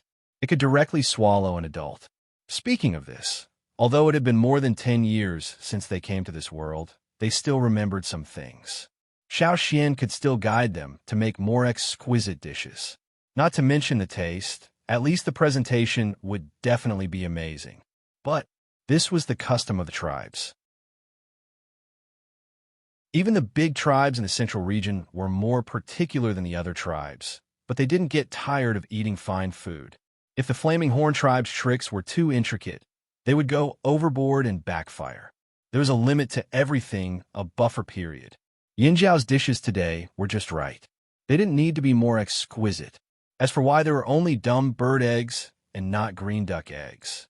It was the same reason why they only took out a portion of the grains and not the 1,000-grain gold. Better and more precious things were better left for their own people to enjoy. Although the purpose of the banquet was to show off their wealth, showing off didn't mean revealing everything. Yinjiao actually had a lot of things hidden away. The veins of the sky were still a secret. They had never thought of making these things public. Eggs, wine, meat, vegetables, grains, a combination of meat and vegetables. There was enough meat to fill their stomachs. Round after round of dishes were sent into the hall. The people who had empty stomachs before the banquet were now so full that they had to stand up. Eating a mouthful took a lot of effort. After a while, they would change their posture and eat again. The tribes at the front didn't lack food, so they were more restrained. They only ate fresh food. Their purpose in coming wasn't to eat, but to find out more about Yinjiao. However, after coming here, Yinjiao's behavior made them panic and lose their appetite. Some of the people at the back who came for food were already rolling their eyes. The standard for a successful banquet was to have a lot of food left after the banquet. This was a rule that every tribe on the continent knew. Therefore, although the people in the hall were almost done eating, the dishes were still being served. The chief of the Ji tribe, Abuli, stood up and took a deep breath. He walked a few steps and changed his posture a few times to see which position he could continue eating. There was still fresh meat on the stone plate in front of him.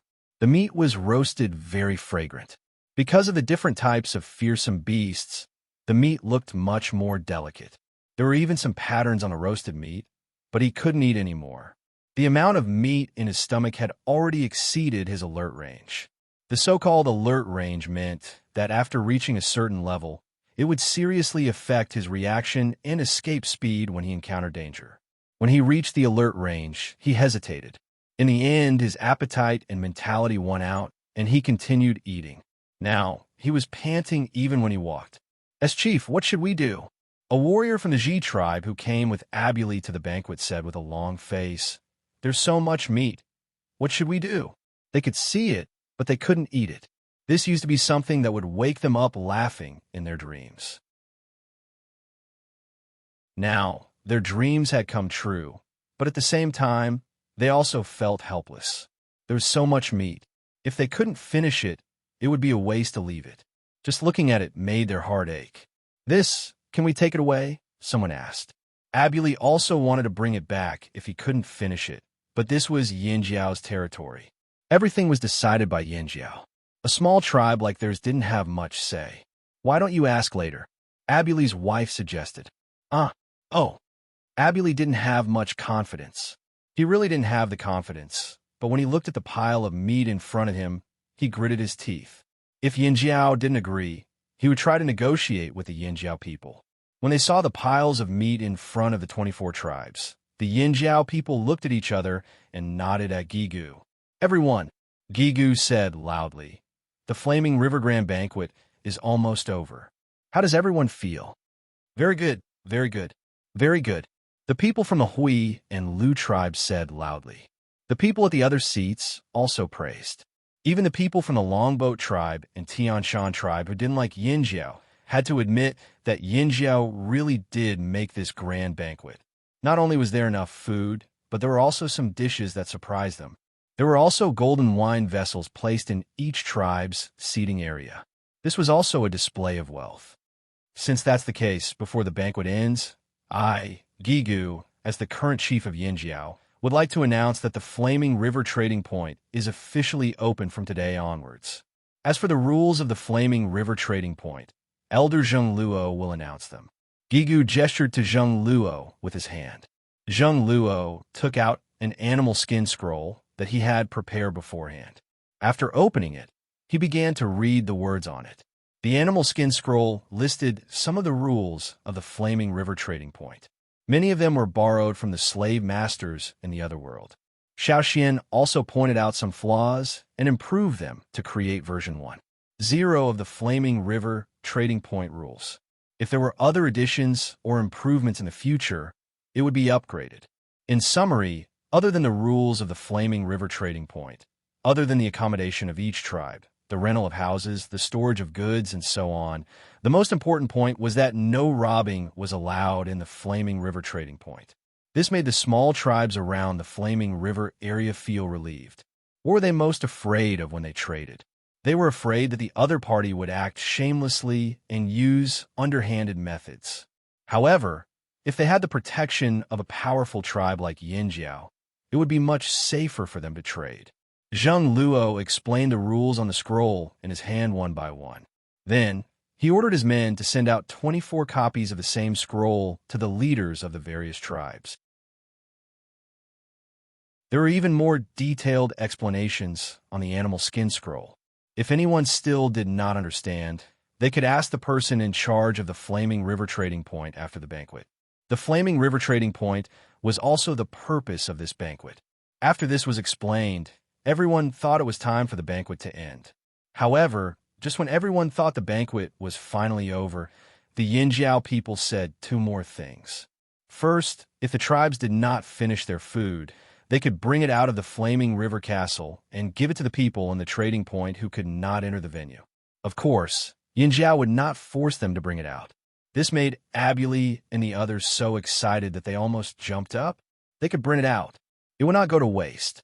Even if they could not finish it today, they could continue eating tomorrow. They could leave the trading point after they finished eating. Finally, they did not feel the pinch anymore. This was within everyone's expectations. The tribes that had held banquets before had all said something similar. That was why they were not surprised by the first point. However, the second point that Yinjiao was about to say confused many people. After explaining the solution to the remaining food, Gigu continued with the second point. The Flaming River banquet has ended for everyone. You may leave now. If you have something to discuss, please wait in the resting area. Yinjiao still has a sacrificial ceremony. Of course, you can stay and watch if you want, but I don't recommend it. The more the Yinjiao people said this, the more curious the others became. Sacrificial ceremony? Here? Hearing this, everyone did the same thing. They all turned their necks and looked around carefully. There was no fire pit. They had been eating here for half a day, and there was no fire pit. Without a fire pit, without a fire seed, how would they perform the ceremony? Would they make a fire themselves?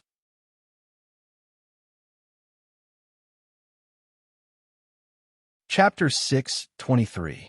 Everyone knew that ceremonies of great significance were usually held next to the fire pit. The deciding factor wasn't the fire pit, but the fire seed in the fire pit. Wherever the fire seed was, the tribesmen would gather there.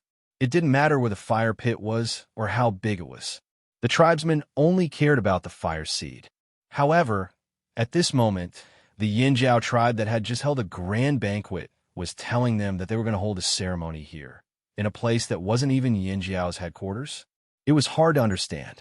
As for Gigu's advice, from their point of view, Yinjiao was clearly trying to hide something. There was obviously a secret here that they didn't want them to see. Their minds raced. Some people felt like they had discovered a secret, and their eyes lit up. Initially, after the feast, they were thinking about how to find out more about the Flaming Horn tribe's secrets, especially about the fire seed. The Mang tribe and a few other famous tribes in the central region had used various methods to obtain information about the Flaming Horn tribe on their way here, especially the movements of the Drumming tribe's fire seed during the winter and the movements of the Rain tribe's fire seed after the winter ended. They were very curious and wanted to find out more about the Flaming Horn tribe's fire seed.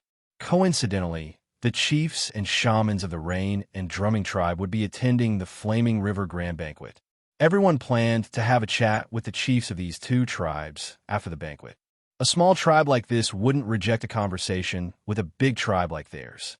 However, if they wanted to know the most accurate and core secrets, it would be best to ask the Flaming Horns.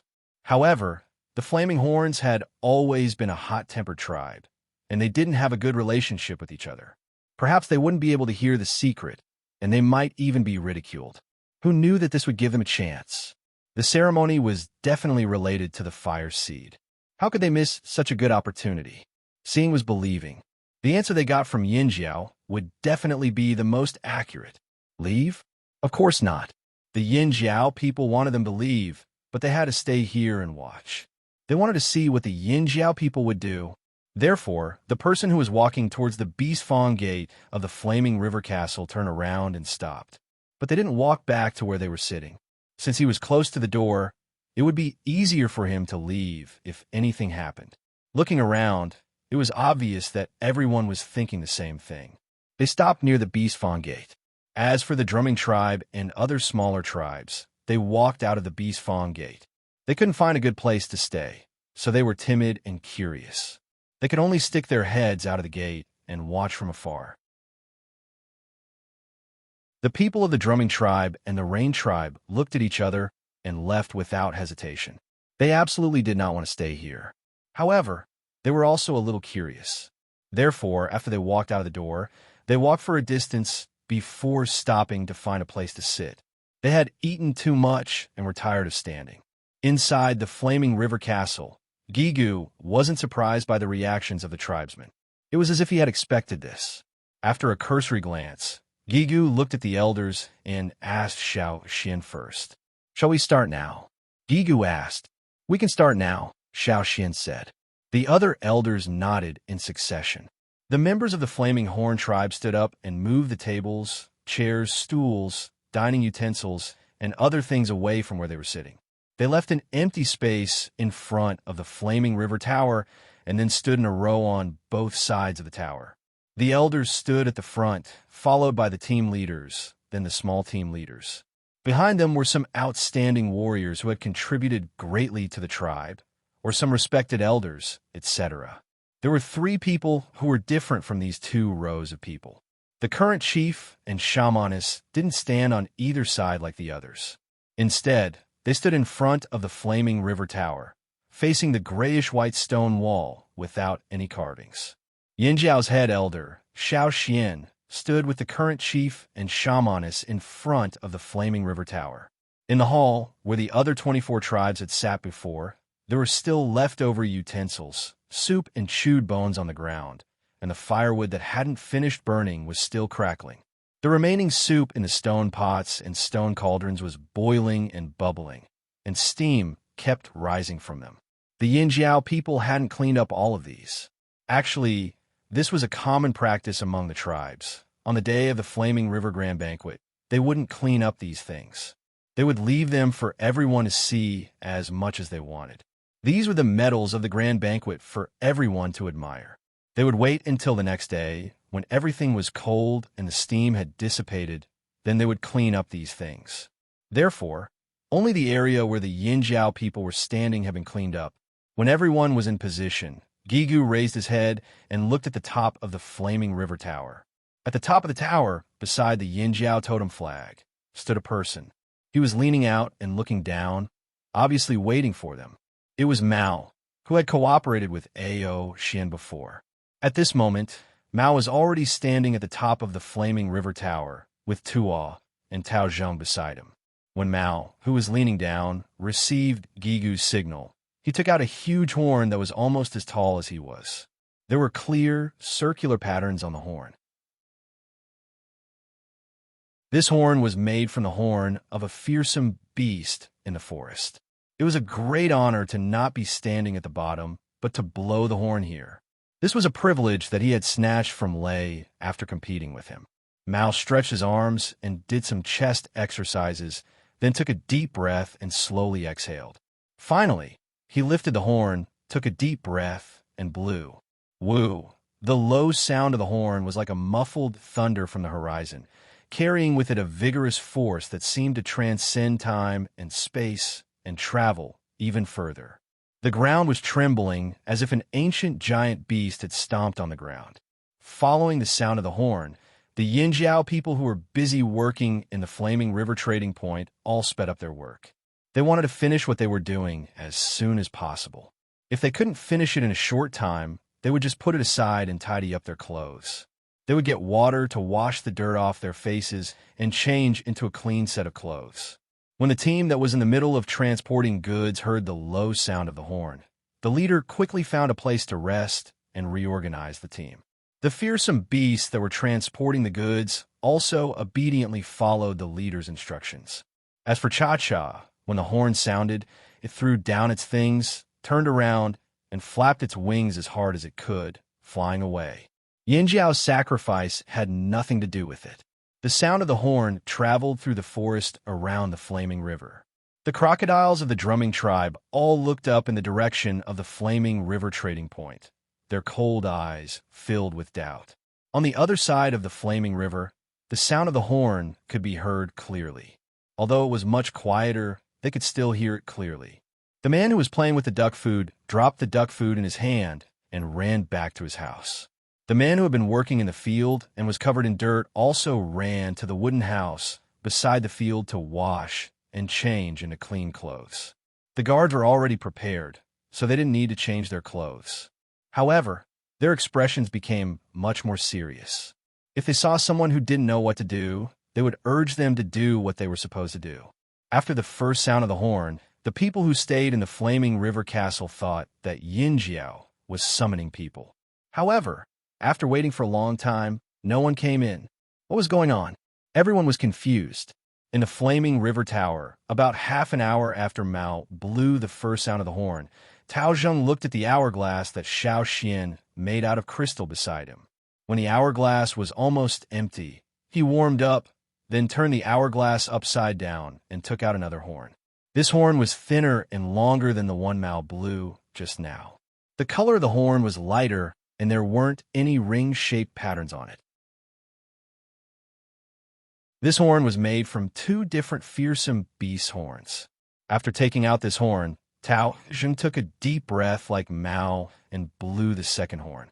Woo! Unlike the first horn, which was deep and forceful, this second horn was gentler. It was similar to a normal horn, but it was louder and had a wider range. The spreading sound waves were like an invisible hand, smoothing out all the chaos. At this time, almost all the Yinjiao people had already packed up and were waiting. In the flaming river trading point, the people from the other tribes were still wondering why the horn sounded in the flaming river castle. Then they saw the Yinjiao people tidying up and walking out of their houses. Then they stood in the direction of the flaming river castle. The patrolling warriors also lined up on the spot after the second horn sounded and stood in the direction of the flaming river tower. On the way from Yinjiao's headquarters to the flaming river trading point, the people who were resting all stood up with solemn expressions and stood in the direction of the flaming river trading point. Even the few fearsome beasts that were resting on the ground got up and stood up. In Yinjiao's headquarters, everyone, whether they were on the mountain or at the foot of the mountain, had already come out of their houses and stood in the direction of the horn. After Tao Zheng blew the second horn, the interval was shorter than the first two. When the hourglass was only half empty, Tuo, who had been waiting at the side, took out the third horn. This bugle horn was also the thinnest and longest of the three bugle horns. Taking a deep breath, Tuo blew the third horn. Woo! It wasn't as deep as the first horn, nor was it as gentle as the second horn. This horn sounded loud and resonant, as if it could stir up everyone's emotions and bring them to the peak. In the hall, the utensils on the stone table shook with the sound waves and made smacking sounds. The pots that used to hold the 8 treasures porridge, the bottles that used to hold wine, and the rest of the utensils shook rapidly.